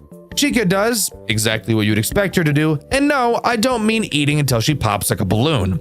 What I really mean is moving through the cameras and then going to your office. Oh my fucking god, that is gross. Yuck. Fucking yuck, bro. She does go through one additional camera compared to Bonnie, making you see her less often than him, but other than that, she's exactly the same as Bonnie. I'll also use this night to talk about the only thing I dislike about this game. The mouse. Oh my god, this mouse is atrocious. Oh no, this mouse is really bad. If you're at all familiar with my channel, you'll already know that the way the mouse works is always something I'll have a problem with when fan games try to switch it up. In most FNAF games, when you move your mouse to the side of the screen will scroll in that direction until it hits the end of your office. That makes sense, and this is good. Tales of the Bunnyman instead decided to take a route similar to Sister Location. If you are to move your mouse to one side of the screen in Tales of the Bunnyman, your mouse won't follow the moving office. Instead, the game will keep track of its simulated X and Y positions in the office. And while this may sound super cool, in practice, it leads to you having to move your mouse all the way across your desk or increasing your mouse's sensitivity to be able to make up for it. Is this nitpicky? Yes. But I am giving my opinion on a game, so I think it's important to talk about things that I notice, especially when it's the main interaction mechanic in the entire game. Anyways, moving on to the post-Night 2 minigame, where we play in the perspective of Susie Sutherland. The group of friends were supposed to play the newly installed arcade game, Pop Goes vs. the Machinist? Machinist? Machinist? Machinist? Machinist? I don't know. Instead, she decides to split up from the group to go look for Bonnie. Walking around the building, we can talk to a kid named Ollie, who mentions something about Bonnie acting weird recently. Given the timeline of the events this game has, I'm fairly certain that this cutscene is taking place 16 days after Jeremy's disappearance. So I think it's safe to say that Jeremy at this point in time is already inside of the Bonnie costume. During this minigame is when Susie can also find a VHS tape relating to Edwin Murray. If you couldn't already tell, this game's story is heavily entwined with the official FNAF games. Later, Susie heads over to Pirate's Cove to get a peek at Foxy, getting startled by William inside of the Spring Bonnie suit. It's at this point I need to mention two things. One, why is this specific camera in the post-nights a 3D render instead of the usual 2D drawing? And two, why is William the only character in the entire game to have voice acting? Mr. Afton, don't scare me like that. Now, what's a missy like you doing snooping around a pirate's property? Why is he voice acted? I'm much more curious about my second question. I was a little caught off guard when I first heard him speak, since, again, nobody in the game thus far ever has. But regardless, that's not very important. After a brief, uncomfortable conversation with Afton, we meet up with our friends again at the new arcade machine, and as we play the game, we're seen being stalked by the Bunny Man. If you couldn't already guess, Susie Sutherland goes on to possess Chica. Now it's time to talk about Night 3, which introduces one new threat, Freddy and the Marionette. Now, pause. Let's just stop for a moment and talk about Freddy first, okay? Freddy, like Foxy, has two different attacks. We'll talk about the more simple one first. Freddy will make his way through the cameras and enter your boiler room. The reason he does so is to attempt to cut the power, because doing so will allow for the marionette to come spread your buns and lick up your crack. To prevent this from happening, we will have to enter the boiler room and hold our flashlight on his face, causing him to bug out and leave the boiler room. However, before he does, we actually get to see him creepily tilt his body. Such a small detail, but I actually really like it. Now we can talk about the other mechanic Freddy has that I originally thought was going to make me want to skin an elephant. As previously mentioned, it's clear that Freddy wants to assist in helping the marionette grope us. So, Freddy's other attack is him going to the music box to fuck up the marionette's sleep schedule. Fun fact, I used to work a graveyard shift at a news station, and let me tell you, you don't want to fuck with nobody's sleep schedule, bro.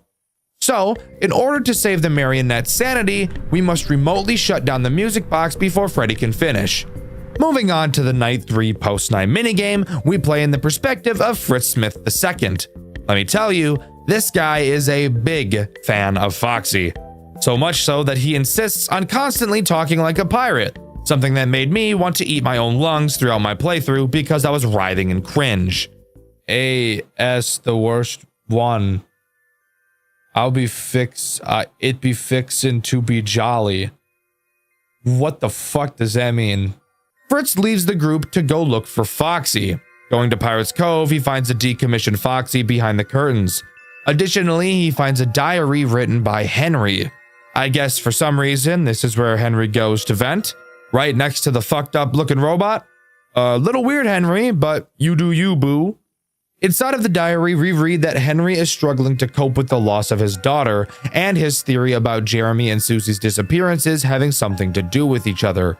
Little did he know how right he truly was. Whilst continuing to read the diary, the bunny man appears behind him and drags him into the back room, all while taunting him, saying that he thought he was more interested in Foxy than Henry's diary. Fritz would go on to possess Foxy. Moving on to Night 4, we get to talk about a very odd threat, Balloon Boy. Yes, for some reason, Balloon Boy is in this game. Don't question it. I guess the developer of this game just hates fun. Balloon Boy isn't a very difficult threat to deal with, thankfully, instead serving more of an annoyance, which is very fitting for his character. Balloon Boy can only appear in two rooms in the entire game, the boiler room and your backstage camera. You'll have to listen out for a vent sound cue. When you hear it, you'll have to travel to the back room and find where Balloon Boy is, because, unlike Freddy, he has multiple different locations that he can stand in. Once you find Balloon Boy, just like Freddy, all you have to do is hold your flashlight on him until he goes away. I'm really not entirely sure why Balloon Boy exists in this game. I have yet to find any story reason for it either. Maybe it's just a popular character to put into the game, or maybe I'm just reading way too much into this. I'm not really sure, but hey, let's move on to the post-night 4 minigame. In this minigame, we play as Gabriel Collins. Gabriel sneaks into Freddy Fazbear's Pizza because he has a hunch that his missing friends are still inside. Once he enters, he searches the location, eventually discovering the marionette. They quickly become friends and begin exploring the establishment together. Eventually, they stumble across Michael and William Afton. William is trying to convince Michael to work as a performer, playing the character of Bonnie. But before we can hear anything else, William spots us. He chases us through the building, and the marionette hides us in its gift box. However, unfortunately for Gabriel, William finds him anyway and is knocked out. He wakes up inside of the Freddy Fazbear costume, watching William Afton jump around the dining room, mocking him through his last breaths. Gabriel would then go on to possess Freddy. This is easily one of the most fucked up cutscenes throughout the entire game. I'm no edgelord, as some people seem to think I am, but I really enjoy when games show us the depraved things that the villains do. I and many others don't want to just hear about things happening, we want to see them as well. Of course, I don't think we all want to literally see the children getting murdered, but I think showing off the situations in the way that Tales of the Bunnyman does is incredibly interesting. Next, we get to move on to Night 5, the final main night in Tales of the Bunnyman. This night adds Fredbear, an interesting but fitting final character choice. Fredbear acts as an everything character, being able to take on the role of every animatronic besides Balloon Boy and Foxy. However, unlike most everything nights that take place in other FNAF games, Fredbear is active alongside each other animatronic, adding one more layer of stress to the nights. Again, he doesn't have any unique mechanics by himself, but this time I'm honestly okay with that, only because the other characters are still active. It's at this point I want to bring up something I should have brought up a long time ago: the character designs. From what I've seen, the community seems to be pretty split on their opinions of these character designs. A lot of people love them and think that in combination with the grungy environment, it makes them look very creepy. However, on the other hand, I've seen plenty of people who think that the designs look unprofessional and seemingly come out of a game that came out many years ago. I personally have no problems with the character designs. I think they look creepy and uncomfortable. However, I do think that the texturing on the characters does look a bit odd, but nothing that I feel takes away from the immersion. Let me know what you guys think in the comments. Also, since I'm being a little meta right now, go subscribe to my new channel, Dexter Gray. I cover non-FNAF horror games over there, and we have a lot of fun. Anyways, moving on to the final post-night minigame where we play in the perspective of Cassandra Baldwin, or better known, Cassidy. Now, noticing that she's the only member of her friend group that hasn't gone missing, she vows to figure out what happened to them and find where they all disappeared to. Entering the back room, she finds a Fredbear plushie which, throughout the game, has been shown to be able to teleport on its own, and yet, for some reason, nobody felt like that was weird at all. This is really the only gripe I have with this story, the plushie teleporting around, and multiple people know about this, yet nobody is at all a little concerned about it. On top of that, it is literally never once elaborated on or explained why this happens. I can't even draw a conclusion because there's quite literally no reason, but let's try to put that behind us for a moment and continue. We do know that the plushie is being used by Afton to lure Cassidy into the back room. Now, pause. I know I just said there's literally no reason given as to why it's teleporting, and you may be questioning why I said that even though I just stated that William was using it to lure Cassidy. However, that still doesn't explain how it was fucking teleporting, and still doesn't explain why nobody gave that a second thought. Anyways, Cassidy is successfully lured into the back room. Scared, Cassidy runs out of the pizzeria and later returns for a Halloween party. Baka! I know that's not what that says, I'm sorry. As she explores, she's found by the bunny man who presumably knocks her out after stating, "You forgot me." She awakens to find herself inside of the Fredbear costume. William explains that originally he planned to save the Fredbear costume for Henry, but decided to use it for Cassidy instead. During their conversation, it's revealed that Vincent, the character that we've been playing as in the night sections, according to William, is a terrible night guard, which would technically leave him responsible for not noticing the children's disappearances on the camera, since every action that William had been taking was done under the constant surveillance of those cameras, including what's happening right now in front of us. This would give us a perfect reason as to why he's returning to the restaurant now to find his daughter, because he didn't watch her like he was supposed to.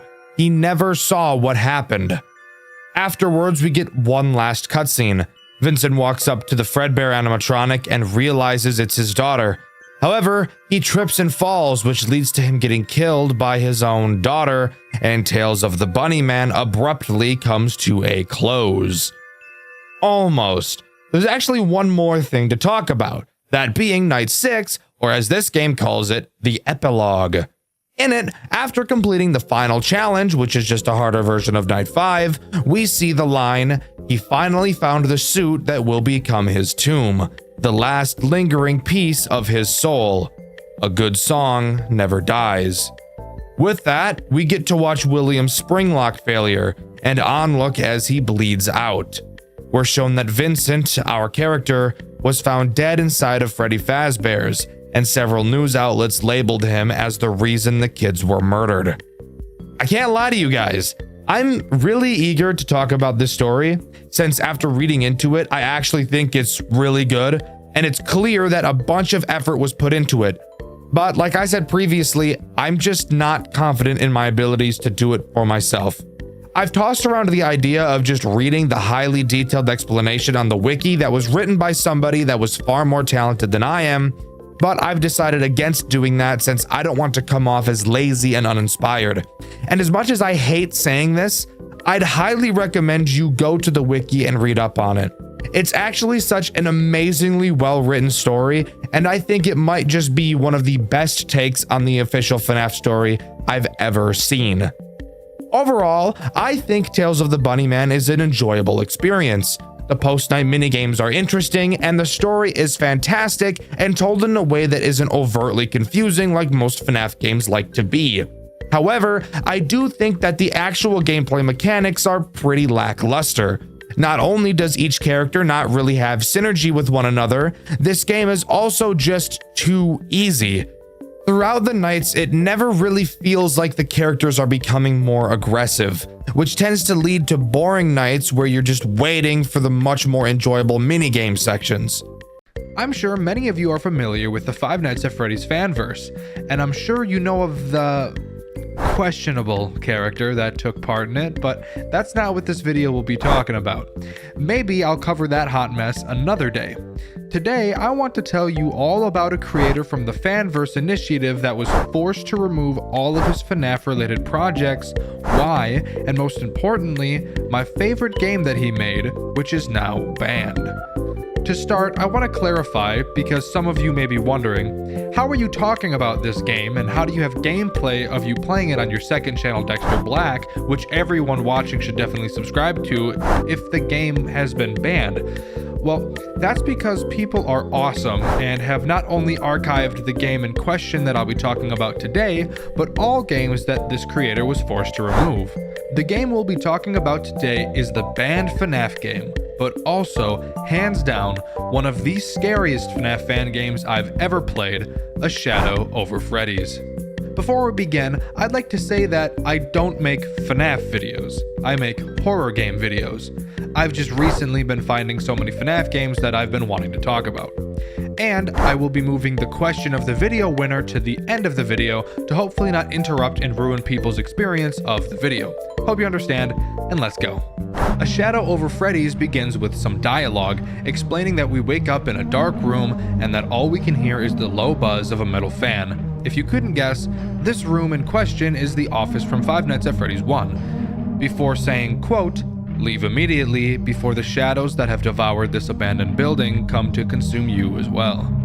We're shown that we have 5 nights remaining, and now we're thrown into the main gameplay loop.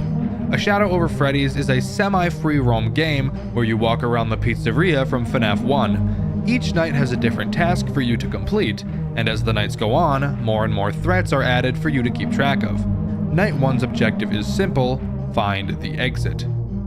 This game is incredibly accurate to the building we see in Five Nights at Freddy's 1, minus two specific things. There's a break room for employees which is located right next to the back room, and an arcade area that's right next to the kitchen door. I guess you could make the argument that there were arcades in FNAF 1, since you really never got a good angle of that part of the pizzeria, but fuck you.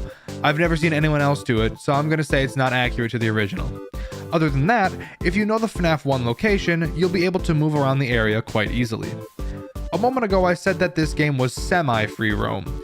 I say this because while yes, it is free roam, it's not free roam in the way that other free roam games are. You're still moving from screen to screen like you do in Sister Location, but there's no set path you're forced to take, and you can go wherever you'd like. You're equipped with a flashlight, and you'll very soon notice that the pizzeria is dark. Like, really fucking dark. Like the night. Like black. Like charcoal black. Batman black, some would even say. So, seeing isn't super easy.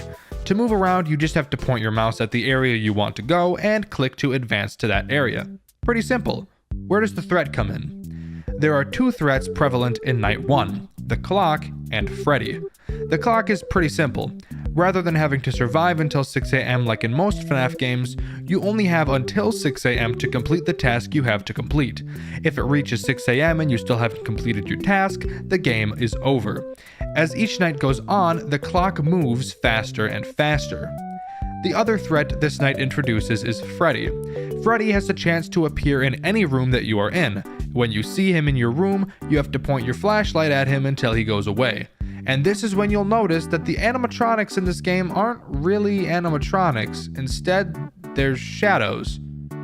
Get it? Like a Shadow Over Freddy's? Like the name of the fucking game?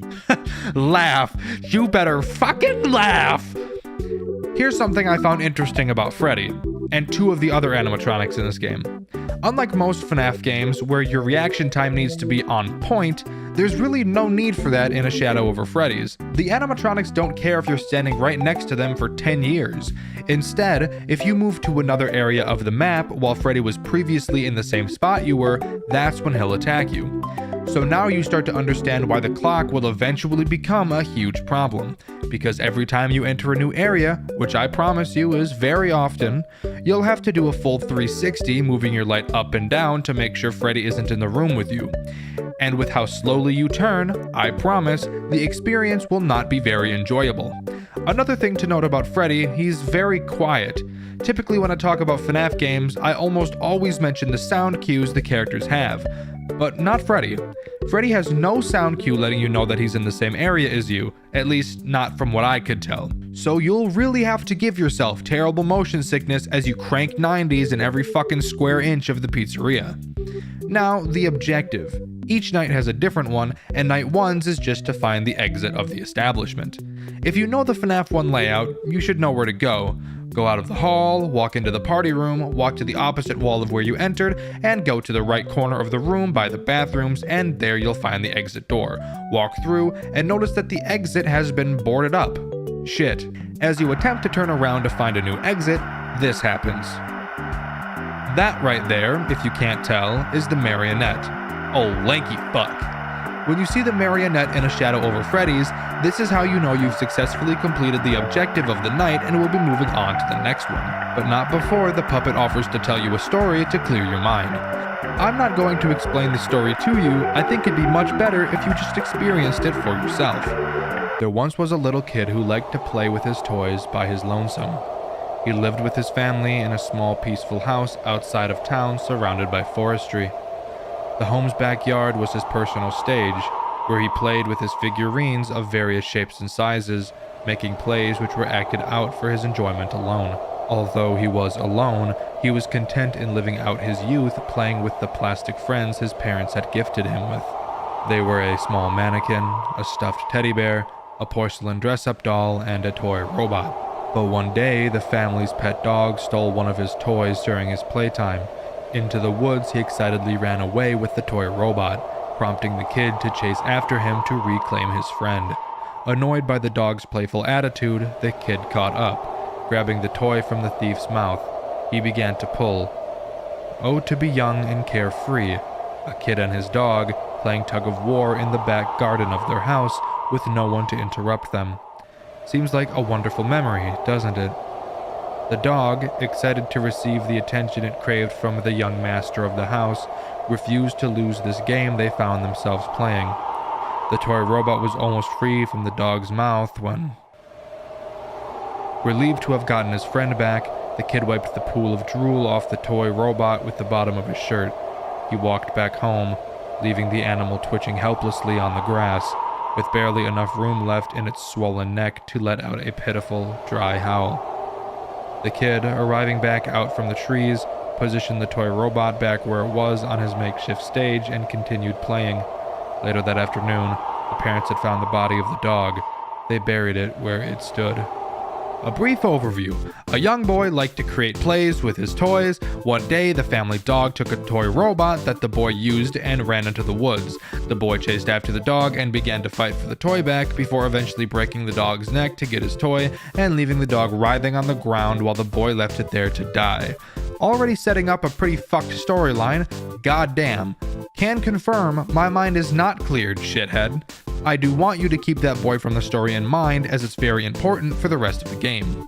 After each night, the marionette will tell you a story, each story a continuation of the other, so you'll be hearing a lot more about this boy. Night's 2 objective is follow the music. On this night, you're introduced to a new mechanic, and a new threat is presented to you. Leaning is the new mechanic. Before moving to a new area of the pizzeria, you can hold right-click on an area to lean in and listen closely to the sounds of said area. Since it's so dark, seeing in front of you, even with a flashlight, is quite literally impossible.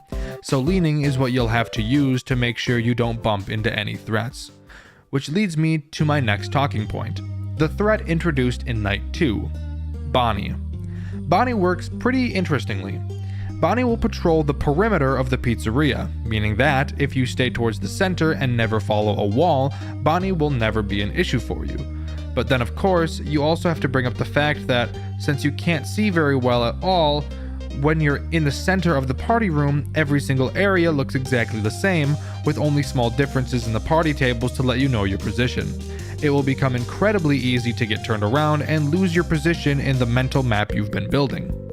But how do you deal with Bonnie, you might be asking? Well, I don't know why you're asking. You're watching a video, not a live stream, so I can't answer questions live. You're just lucky enough that I happened to predict that you'd ask that, so let me explain it to you. Unlike Freddy, Bonnie has sound cues. Just like Freddy, there's a small chance that he'll spawn in the same area of the building that you are in which case you'll have to shine your flashlight at him to make him go away. If he's in the same area as you when you attempt to leave, same thing as Freddy, he'll kill you. I will say that him appearing in the same area as you is, from what I could tell, pretty low. Instead, you should be more afraid of walking directly into him. This is where leaning comes in handy. Before moving to a new area of the pizzeria, you'll need to lean into that area and listen for Bonnie's sound cue, which just sounds like he has asthma. If you hear Bonnie in one area of the pizzeria that you were going to move into, don't dipshit. Instead, maneuver your way around him. This, entwined with Freddy's checking, and the clock progressively getting faster and faster as the nights go on, really start to add to the stress. You enter a new area, do your full 360 checking for Freddy. No Freddy? Awesome. Let's go west. Lean and listen for about 3 seconds. Fuck. Bonnie's there. That's the direction I wanted to go. Alright, let's go north instead. Alright, since I needed to head west, I'll try to go west again. Lean and listen. God damn it. Bonnie moved north as well. Now I have to move back down, and this can repeat multiple times, and time is not on your side. Now to talk about the objective of Night 2, follow the music. It's really in place to teach you about leaning more than anything, as I failed to come up with any sort of lore implication as to why music would be playing, aside from the fact that you see the marionette at the end of each night. So when you lean into a new area, you'll most likely hear faint music playing. In most cases, there will be at least 3 areas you can always move to. You'll check each direction and listen for which way the music is the loudest. Whichever way is the loudest, that's which direction you'll go. The music leads you to 4 locations. First, it It leads you to the stage, then it leads you to the bathrooms, then Pirate's Cove, and finally the back room, wherein you see the marionette again, ending the night. Again, it's not a super difficult night, really just preparing you for what's to come. Before moving on to night 3, the marionette offers to tell us another story. This story I tell you is a true story I pray you never forget. There once was a boy who laid awake at night during a harsh downpour. Beneath the covers of his bed, he closed his eyes and tried to ignore the storm just outside his room. Enveloped in darkness, a sensation of creeping discomfort kept him from falling asleep. The roars of the storm were nothing compared to the restlessness that the shadows cast from the window gave him. He felt eyes watching him from afar. The boy opened his eyes and looked towards the window, but nothing was there. He tried to go back to sleep. He opened his eyes again, and out of the corner of his eye he spotted it. The hollow, white eyes of a living shadow. It appeared just as quickly as it went away, his uneasiness pushed aside by growing curiosity. The boy got up from his bed and approached the window. From out the glass he could see it, the silhouette of an animal, darker than the night around it and void of color even when light struck its frame, running off into the trees with a familiar object stuck in its mouth. His favorite toy, stolen again, being carried towards the forest. The boy couldn't help but follow along the shadow's path. The night air was freezing, brazen winds carrying countless droplets that hit the skin like marbles, their impact deafening any other sound other than the imposing thunder. Call it premonition, but he knew where the shadow had gone to. That place at the edge of the forest where he had last left the family dog. He was sure he would find it. Standing in front of the grave once more, the eyes from the shadow had gone away. In its stead, the twice-stolen toy now lay on top of the muddy mount, but this time it was moving. Its tiny plastic arms flailing violently from side to side, its head rotating in place. The movements were sudden but clear. Unprompted by any outside influence, a spark of life was trapped inside this tiny vessel. Fascinated by such a discovery, he picked up the toy from the ground and held it tightly with both hands to prevent it from escaping his grasp. Smiling from ear to ear, the boy headed back home. Sick. So the boy saw the shadow of his dog in the window of his bedroom holding his toy again. He went out to the grave where the dog was buried and found the toy again, only to notice that it was moving on its own. So the dog possessed the toy robot. Interesting. We'll keep that in the back of our minds. Now let's move on to night 3's objective, enter the kitchen. If it wasn't obvious, all you have to do in this night is find a way into the kitchen. But of course, as I bet you suspected, a new threat is introduced, and judging by the theme of the night, I'm betting you can guess who it is. Chica. Chica's mechanic is incredibly similar to Bonnie's. Rather than patrolling the perimeter of the building, Chica instead patrols the center. So no matter where you are in the building, you're always at a risk of bumping into an animatronic. The way you can tell if Chica is in front of you is the same as Bonnie. Just lean into the area and listen for Chica's sound cue, which you'll be able to tell is notably different from Bonnie's.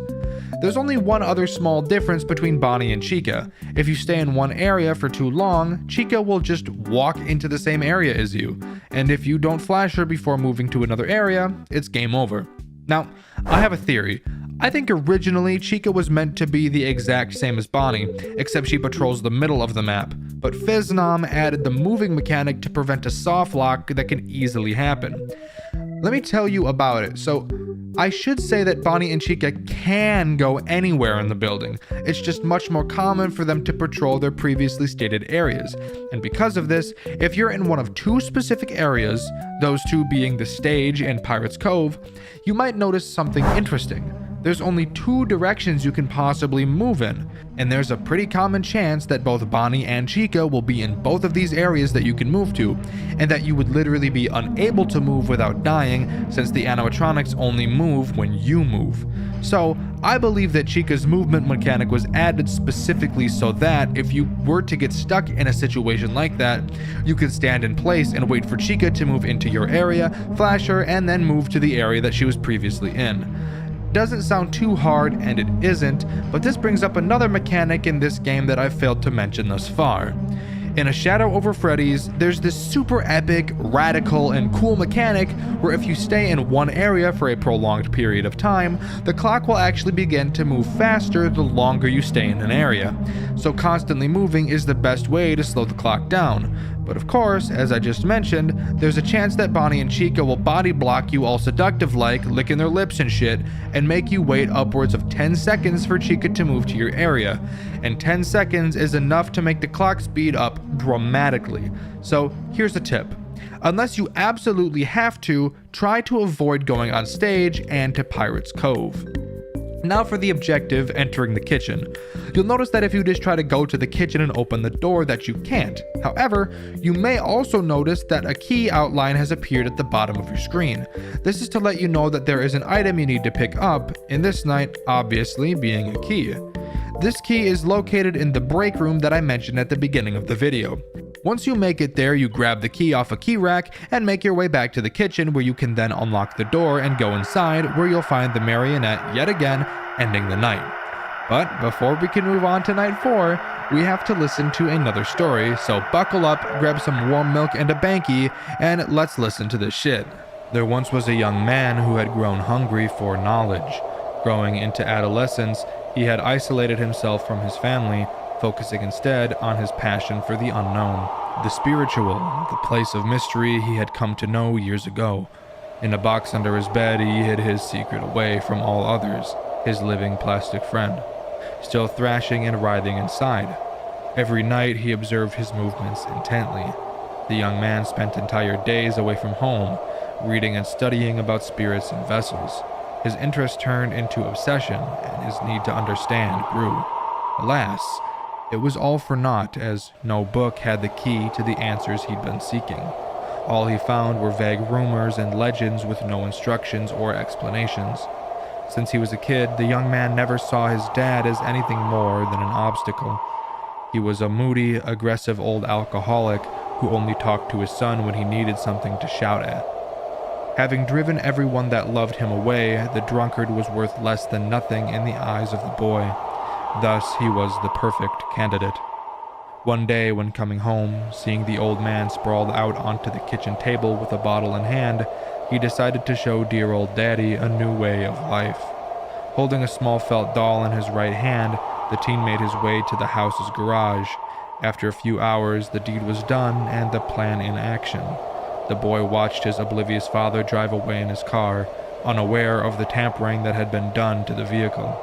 Sitting on his bed, the young man took his dear pet out of the box and began to press harshly on its square plastic head.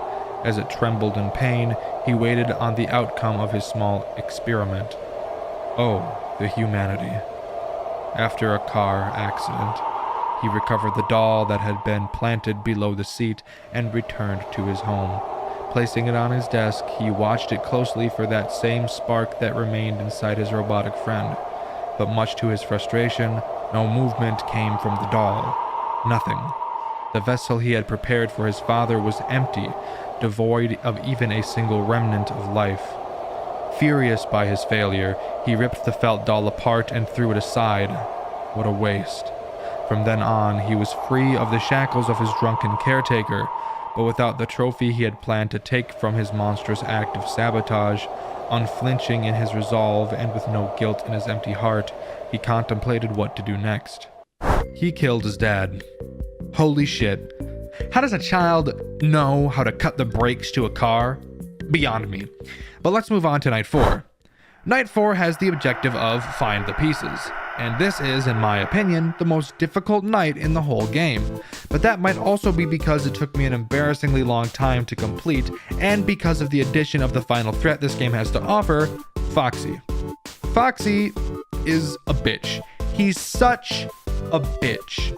Let me tell you about this fuckhead. I personally never died to him, but that's because I was so paranoid about him, I made sure to keep him in complete check. Foxy, as I'm sure you could have guessed, is in Pirate's Cove. As the night goes on, you'll have to continuously go and check on him by pulling open his curtain and flashing your light at him. Thankfully, once he gets close to coming out, he plays a sound cue letting you know to get your silly ass over there and check on him. But holy shit, with how slow movement between areas is, having to check for Freddy, Bonnie, and Chica if you're on the other side of the map as Foxy as he plays his song, the spastic mad dash you have to make to the other side of the building is enough to send you into cardiac arrest, I swear to God. But for the objective, collecting the pieces. Scattered throughout the pizzeria are 5 pieces to a golden Freddy plushie. You have to move around the pizzeria and find them all, which can be pretty fucking hard. Even though they're pretty big, there were 2 I looked right at but didn't see. That's probably because the whole game is totally black and white, so making things out is obviously harder than it usually would be. You have to collect 2 legs, 2 arms, and a head. You might be wondering about the body. Don't worry, we'll get to that later. The limb locations are as follows: in the kitchen, on the stage, in the back room, and on the table next to Pirate's Cove. The head can be found in the exit area from night 1. Thankfully, there's no specific order you have to grab them in. So, my first thought was to immediately go to the kitchen, then the exit room, then walk across the stage, and then hit the back room before quickly booking it back to Foxy to check on him and pick up the last limb, since I fully believe that is possible to do before Foxy gets out. But Foxy isn't the biggest issue in this night. No, the biggest issue in every night is Bonnie and Chica, those fuckers. Freddy, in all honesty, throughout my playthrough, barely showed up at all, which I appreciated. But Bonnie and Chica, oh my god, it's like they were fucking scheming between nights. They knew my path each time. Oh, he wants to go to the exit room? Well, let's go right in front of it and to the side of it so that he has to backtrack 2 rooms to be able to try and get to the exit from another angle. But once he backtracks a room, let's body block him so that he has to backtrack 2 more rooms. Fuck him, right? Oh no, now he spent too much time dealing with us fuckers that Foxy's about to bust all over his face. So now he's got to get to Foxy before continuing. You want to know what would be drop shit fucking hilarious? If we body blocked him every fucking room on the way there. Fucking rolling on the floor laughing ass animatronics. Fuck. So needless to say, I never got to put my perfect plan into action, and I spent most of the night going from one side of the building to the other. This is why this night is so hard. But once you've got all the pieces, we get to listen to another story. There once was a sick, twisted monster who stalked its victims from the shadows. Its heart far gone from its body, the putrid, parasitic individual lived for the hunt, to capture and corrupt the weak, all for the sake of satisfying its disgusting pleasures. Tonight was no different. Amidst the rain, this vile vampire of society spotted a young girl, left outside the entrance to a family restaurant. She looked in from a window as the other kids inside had fun and celebrated without her. The monster approached the girl from behind, its body trembling in anticipation to savor the perfect opportunity that had been laid out in front of it. Maybe, if some humanity was still lingering inside, if some shred of dignity had remained in its hollow heart, it would have felt pity for her. Maybe it could have sympathized with her situation. It stood still, inches away from her, its hands reaching out for her back. The sound of its breathing masked by the downpour surrounding them. The child felt a chill run down her spine. She saw its eyes looking at her in the reflection of the glass. She slowly turned around to face the figure towering over her. You rotten, ignorant, heartless creature. You left that innocent girl in that alley to die a cold, lonesome death. Your hands were tinted red with her blood, colorless in your empty eyes, and you felt nothing but satisfaction from taking her life. And for what? You don't remember? We all know that's not true. These meetings have been merely a formality. If it were up to me, I would have left you alone to be torn apart by your captors, limb by limb, just like you tore the life away from her that night, tossing her into the trash after capturing the fragments of her presence. But now it's time for you to feel her pain, to feel the pain that all your victims suffered. Rotten hell, William Afton, alongside the shadows of your past. That's right. If you hadn't put the pieces together already, we're playing as William Afton, and the story that's been being told is William's childhood, and what led him to becoming the man he became. I think that this reveal is fucking brilliant. I absolutely love it. I think this is something that Five Nights at Freddy's should have done. You never learn why William is the way he is. You're just meant to accept that he's a murderer, which is never the case with actual murderers.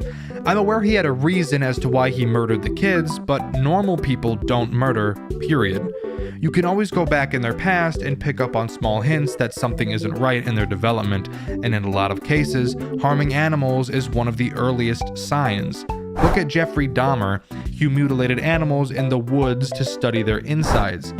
Giving Afton this bit of story, while generally simple, provides so much more meaning behind the actions that he made in the main games, and I really hope the new FNAF game Into the Pit does something like this. I love it. But now, we get to move on to the final night of this game. No, there's no sixth night. This is it. Night 5, with the most simple objective of all. Run. This night is batshit insane. Not only is there way more static on screen, there's also finally some color, albeit only red. This night makes every animatronic the most aggressive it's ever been, aside from Foxy, who isn't active at all, but that's for good reason. Every location you move to sends you to a completely random area of the pizzeria. You'd think to run to the exit, but the moment you step out of your office, you're teleported to a totally random area. And maybe you eventually find the exit, but as you run through the doors, you realize you get teleported back onto the other side of the pizzeria. And if you thought the clock was moving quickly on previous nights, you're not ready for how quickly that shit goes down in night 5. In order to win, you have to randomly teleport through rooms for long enough that you eventually get teleported inside the bathroom, which only has one exit. Once you leave the bathroom through that one exit is when you finally get teleported back to the office and win. But holy fucking shit, I have stuff to complain about before we get that far. Let me start by completely disregarding Freddy. He might as well not even be in this game with how infrequently he appears. But holy shit, Bonnie and Chica make me want to stick my dick in a toaster, holy god. It does not matter how quick you are. I think I established the fastest possible strategy for optimally doing 360s and checking rooms that you can possibly have in this game. But it doesn't matter how fast you are. There's one enormous factor of luck that you can't overlook. Pirates Cove and the stage. Remember the Bonnie and Chica body blocking I mentioned earlier with these two areas? Yeah, those two areas are choke points of this night. And the worst part? There's nothing you can do about it because every location is randomized. There's no pattern to map out in your head because every time you teleport, the entrances and exits get randomized again. Generally speaking, you have 2 shitty teleports that you can go through, and that's considering you've run into rooms where the first area you lean into doesn't have Bonnie or Chica in it. If you've had to check 3 locations before transferring to one of the rooms you've been in, which I promise you happens very often, then you really only have one shitty teleport that you can fall into safely. Why? Because again, the longer you stay in one area, the faster the clock moves. If you end up getting teleported to the stage or Pirates Cove, there's a non-zero chance that Chica will take her sweet fucking time entering your area, almost guaranteeing that if you get sent to a shit area, that 1 hour is almost 100% going to pass while waiting. That's just how fucking fast the clock is on this night. If you get sent to the stage twice, you might as well just reset the game because there's no chance you'll transfer through enough rooms after that before it hits 6 a.m.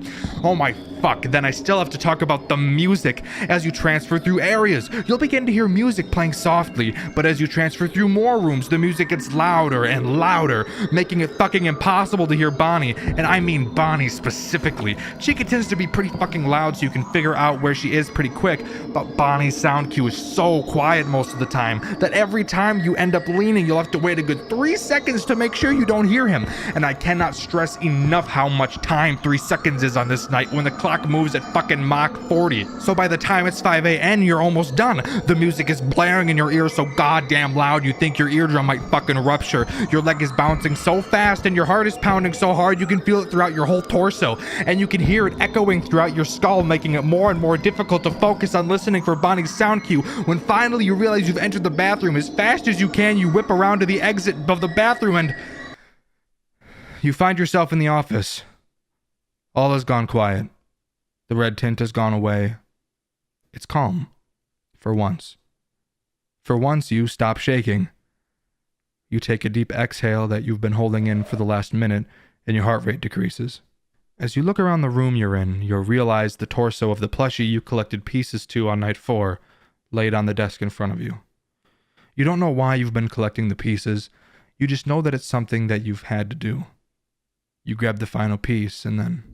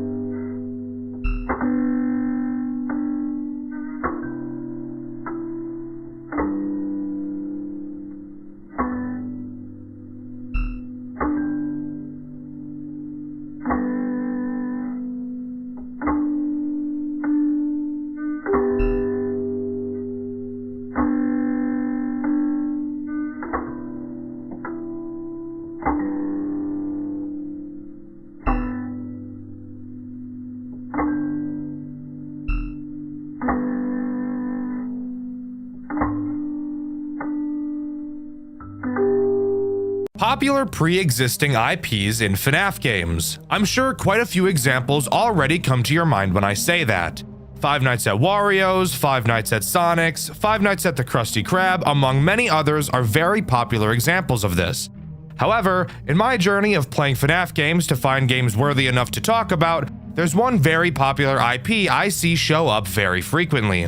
An IP that has so many games made by multiple different talented individuals, and the person who made the game we'll be talking about today needs no introduction. Today, we're going to be talking about a FNAF game about Teletubbies. You might think that's weird since I just talked about the Tubbyland Archives Act 1 a few weeks ago, but this is a perfect example of just how many FNAF fan games have been built around this IP. Today, we'll be covering The Remnants of Tubbyland, a FNAF fan game made by Avocado Dreams, the same person responsible for one of the most terrifying FNAF games ever designed, Graveyard Shift at Freddy's. Rest assured, this game is terrifying as well, and not only that, it's also really hard. So let's waste no more time and jump right into The Remnants of Tubbyland. To begin, we have to talk about the setting in which this game takes place. Typically in FNAF games, we see the setting as a restaurant, with animatronics that were on stage and would sing in the party room while the children ate their food. But not this time around. The Remnants of Tubbyland takes place in a daycare that's been seemingly left to rot. We take the job as a night guard, and before we know it, we're thrown into a twisted death trap. Loading into the office for the first time, there's already a lot to talk about. Please don't be as hard as the fucking other. What the fuck am I looking at? Let's start by mentioning how fucking creepy this game looks. Obviously, we've got this little fella sitting in front of us, and of course, he will become more important later on. But seriously, just look at the scenery in this game. I honestly think it's creepier than Graveyard Shift. Everything just looks so grainy, uncanny, and gross. It seems like a really nasty place to have to spend your time, and yet here we are spending our time here. We get our night one phone call, and it's just about as basic as you could imagine. The typical night one phone call stuff. The phone guy introduces where we are, why we're watching over the place, and pretends like there's nothing to be worried about. because the murder robots would never murder us. So if they enter your room, they could knock stuff over and probably damage themselves more than they already have. Just say they can blow my shit out. The reason we're given as to why we're here is pretty unclear. However, we're told that our main objective is just to watch the robots since they are capable of moving around. At least they can acknowledge that this is something that is happening.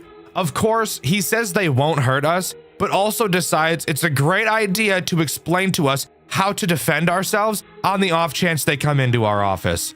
He explains their facial recognition and says that if they move around too much, they may damage themselves. So I guess we've got some suicidal robots around here. Fantastic. Anyways, how many threats are introduced on night 1? 2.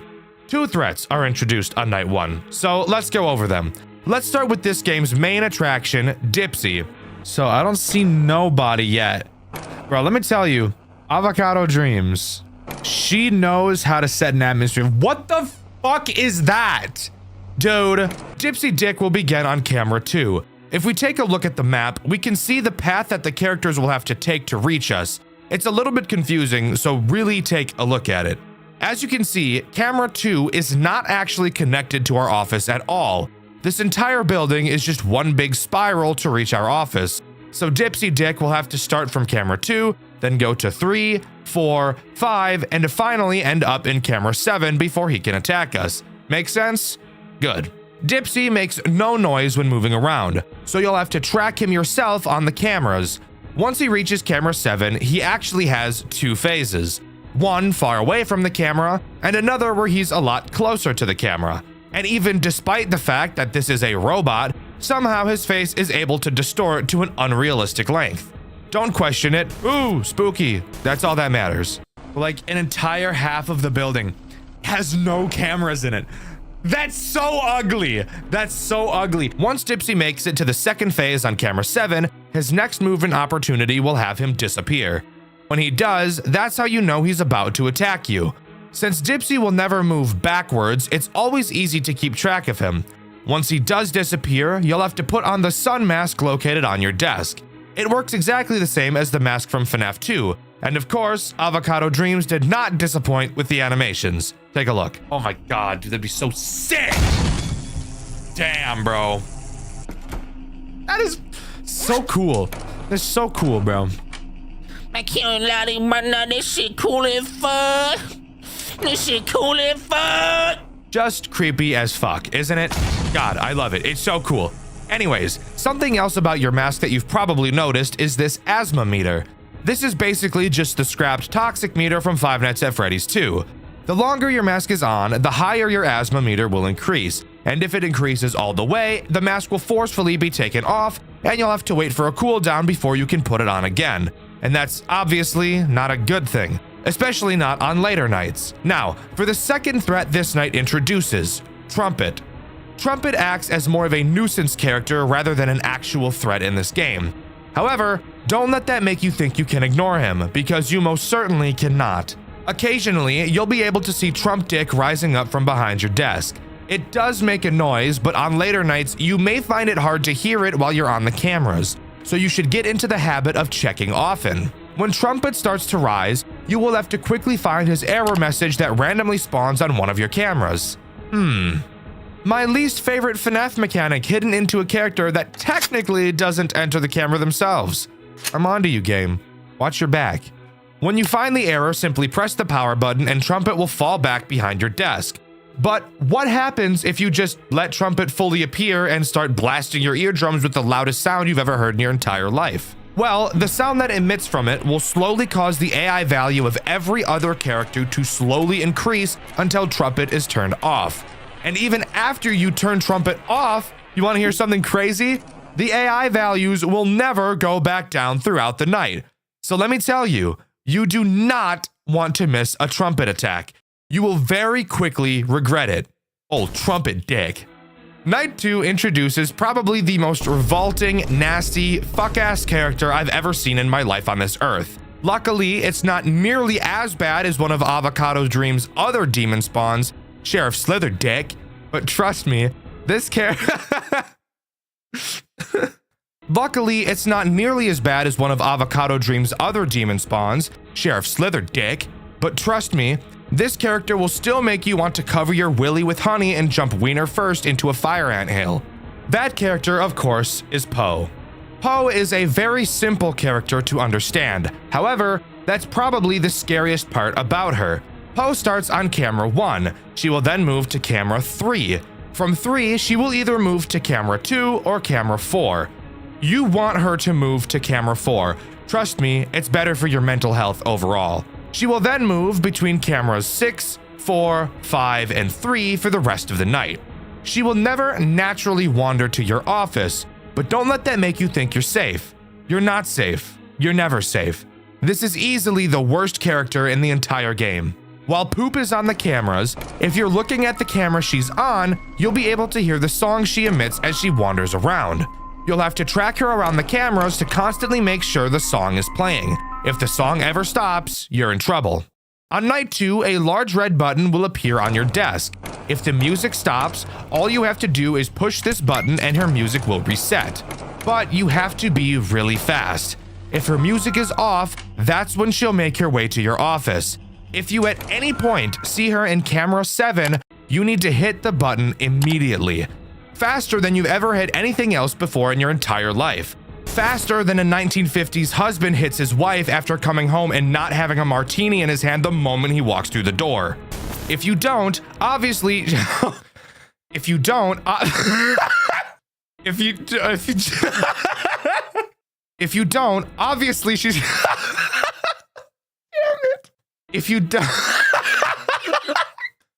don't, obviously she's gonna bounce into your office and start bouncing on it crazy style. Riding it like a bike with no seat type shit. Oh, but he's fast. It just muted Poe get really fast. Oh shit. Oh my god, my ass just fell off.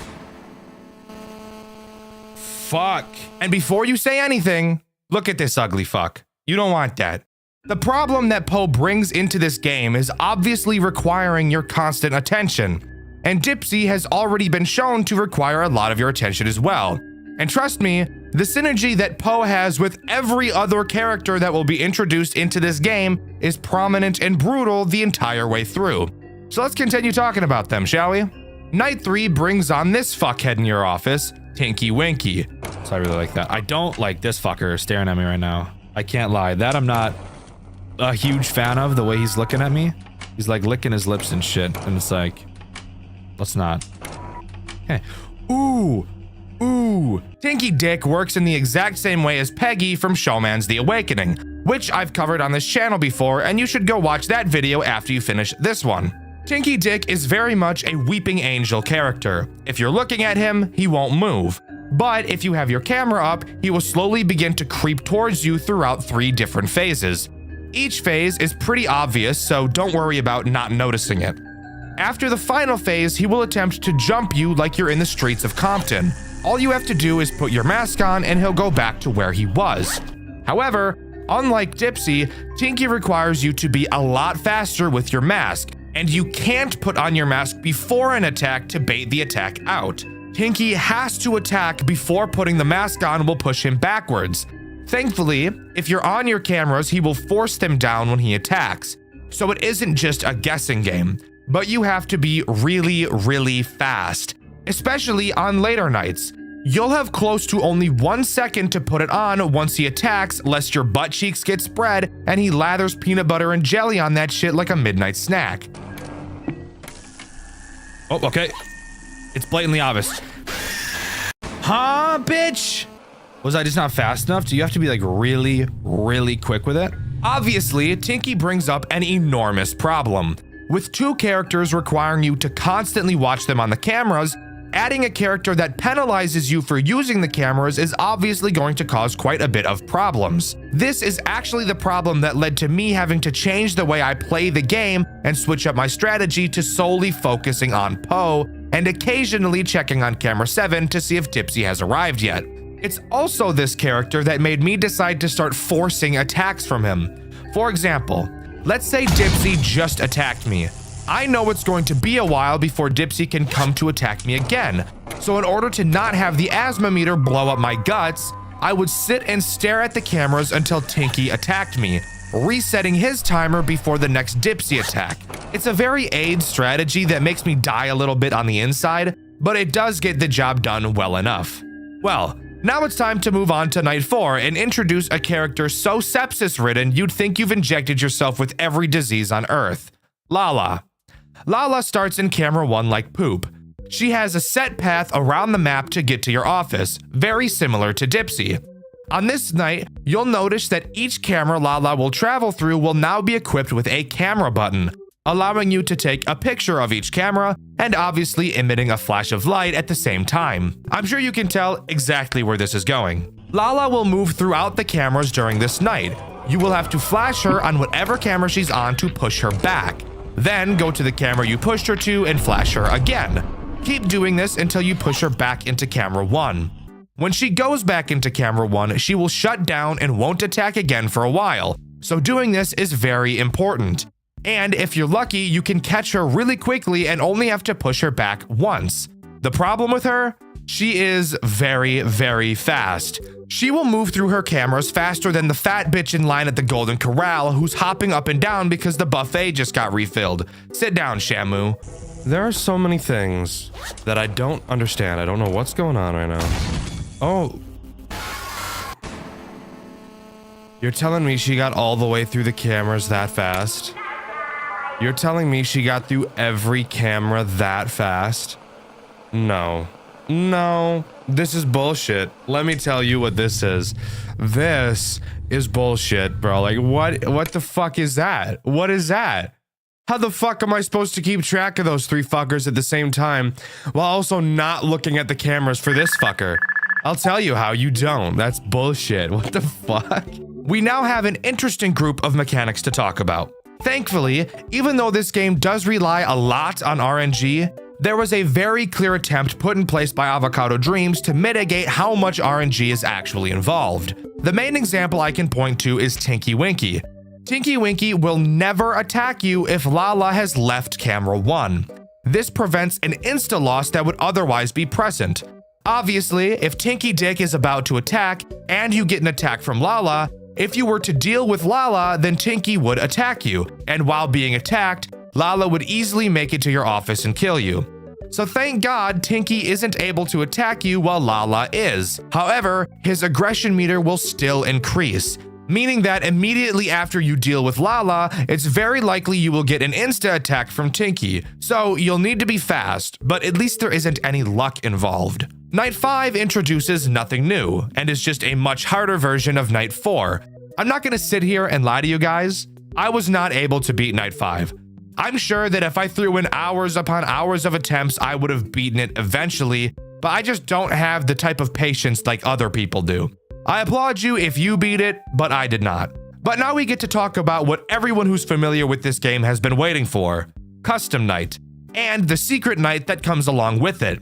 If you go into Custom Night, you may notice that there is an extra character slot just labeled NA. You'll also notice that you're unable to set its AI value. If you input the code 34193 into the other characters and press start, you will be entered into the secret boss night this game has to offer: Dream Night. Dream Night introduces 2 new threats, while disabling all other threats we've seen so far. These 2 new characters are Nunu and Evocation. Let's start with Evocation since he was easily the character that confused me the most. Evocation will begin on camera 2, slowly emerging from a screen. After he leaves that camera, he will randomly teleport to any other camera except camera 1. You'll have to quickly find him and keep your eyes on him.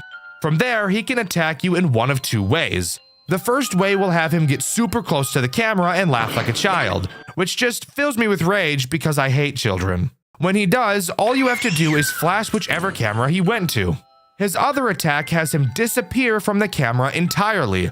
If he does, he will immediately teleport inside of your office and float above you like he's possessed by the devil. If this is the attack he chooses, all you have to do is put your mask on and he will leave instantly.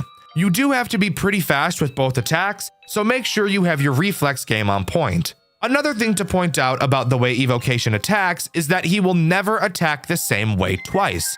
So, his first attack will be random, but from there it will be incredibly easy to predict how he will attack since he'll just be alternating between the two, which honestly serves to make this boss fight easier. Anyways, on to the only other threat present in Dream Night, Nunu, the vacuum, or if you have bad teeth and your country's food tastes like shit, a Hoover. Nunu is very simple, really just being a distraction character. He will randomly wander around cameras 4, 5, and 6. Occasionally, you may hear a loud metal bang. That means Nunu is just being a pesky little guy. Find which camera he's on, which should be pretty easy since his eyes will be flashing and he'll be emitting a nasty noise. Simply flash the camera he's on and bada bing bada boom, he's dealt with. Upon beating Dream Night, you will unlock that special character in the custom night screen. Spoiler alert, it's fucking Evocation. You might be wondering where Nunu is. Well, Nunu is actually a part of Evocation. So if you activate Evocation, Nunu will be activated alongside him as well, which I honestly think is really cool. As far as the story of this game goes, Avocado Dreams kept it pretty simple. After completing Night 5, we get this news article along with our paycheck. Infamous Tubbyland Daycare finally sees its end after a 15-year long battle to sell the property. Following a tragic accident back in 2000, the childcare facility promptly closed its doors and left the building dormant, alone, and forgotten. Years having flown by, locals urged city officials to accelerate the auction process due to rumors that have been circulating the desolate daycare. The property is planned to be utilized for a brand new facility using the same philosophies and presentation ideas, but aiming for a new and safer direction. So it's very clear that something terrible happened in 2000. So what could that possibly be referring to? According to the wiki, back in 2000, Nunu fucking exploded inside of the daycare, starting a massive fire. Our player, Parker Anderson, was in the building at the time with his son, Lucas. Lucas most likely being the identity of Evocation, which would also make sense as to why Nunu is activated alongside of him and why a child will laugh when he gets close to the camera. When the fire erupted, Parker left the building and saved himself, leaving his son behind to be burned alive. Years later, as the building is going to be demolished after being sold, Parker takes up the night shift job. He's unable to move on. Filled with guilt, he's not capable of forgetting what he did. Of course, Lucas's soul lingers inside the daycare, still angry, unforgiving of what his father did to him. So in Dream Night, he lashes out to attack. There's honestly not a whole lot of info on this game's lore. That is quite literally all I was able to gather from it. If there's anything I'm missing or something new comes up after this video goes live, please let me know in the comments below, as I definitely feel like there's a bit more to this. But as far as I'm aware, that's all the remnants of Tubbyland has to offer. Overall, I think this game is incredibly scary. It's very good at keeping you on your toes the entire time, and while I may feel like the later nights are not balanced very well, and that there is still a large deal of RNG to have to deal with, I can't go without appreciating Avocado Dreams' attempts at mitigating it as much as possible. But let me know what you think. Do you agree with me, or do you think that this game is just a bad attempt at recreating the amazing experience that was Graveyard Shift at Freddy's? Let me know in the comments below. In my Tealerland video, I asked you guys what your favorite non-traditional FNAF game was, and my favorite answer was this one by GeoFreaks. They said Tyke & Sons Lumber Co., and I think that that's one of the most enjoyable experiences I've ever had since starting my channel, and you can see my full playthrough of it over on my second channel, Dexter Black. The question of this video is, what has been your favorite horror game from 2025? With the question of the video being asked, subscribe to the channel, I'd appreciate it a lot. Thank you to all of my super fan channel members, you guys farm aura. I've been Dexter, and I'll see you guys in the next video. See ya!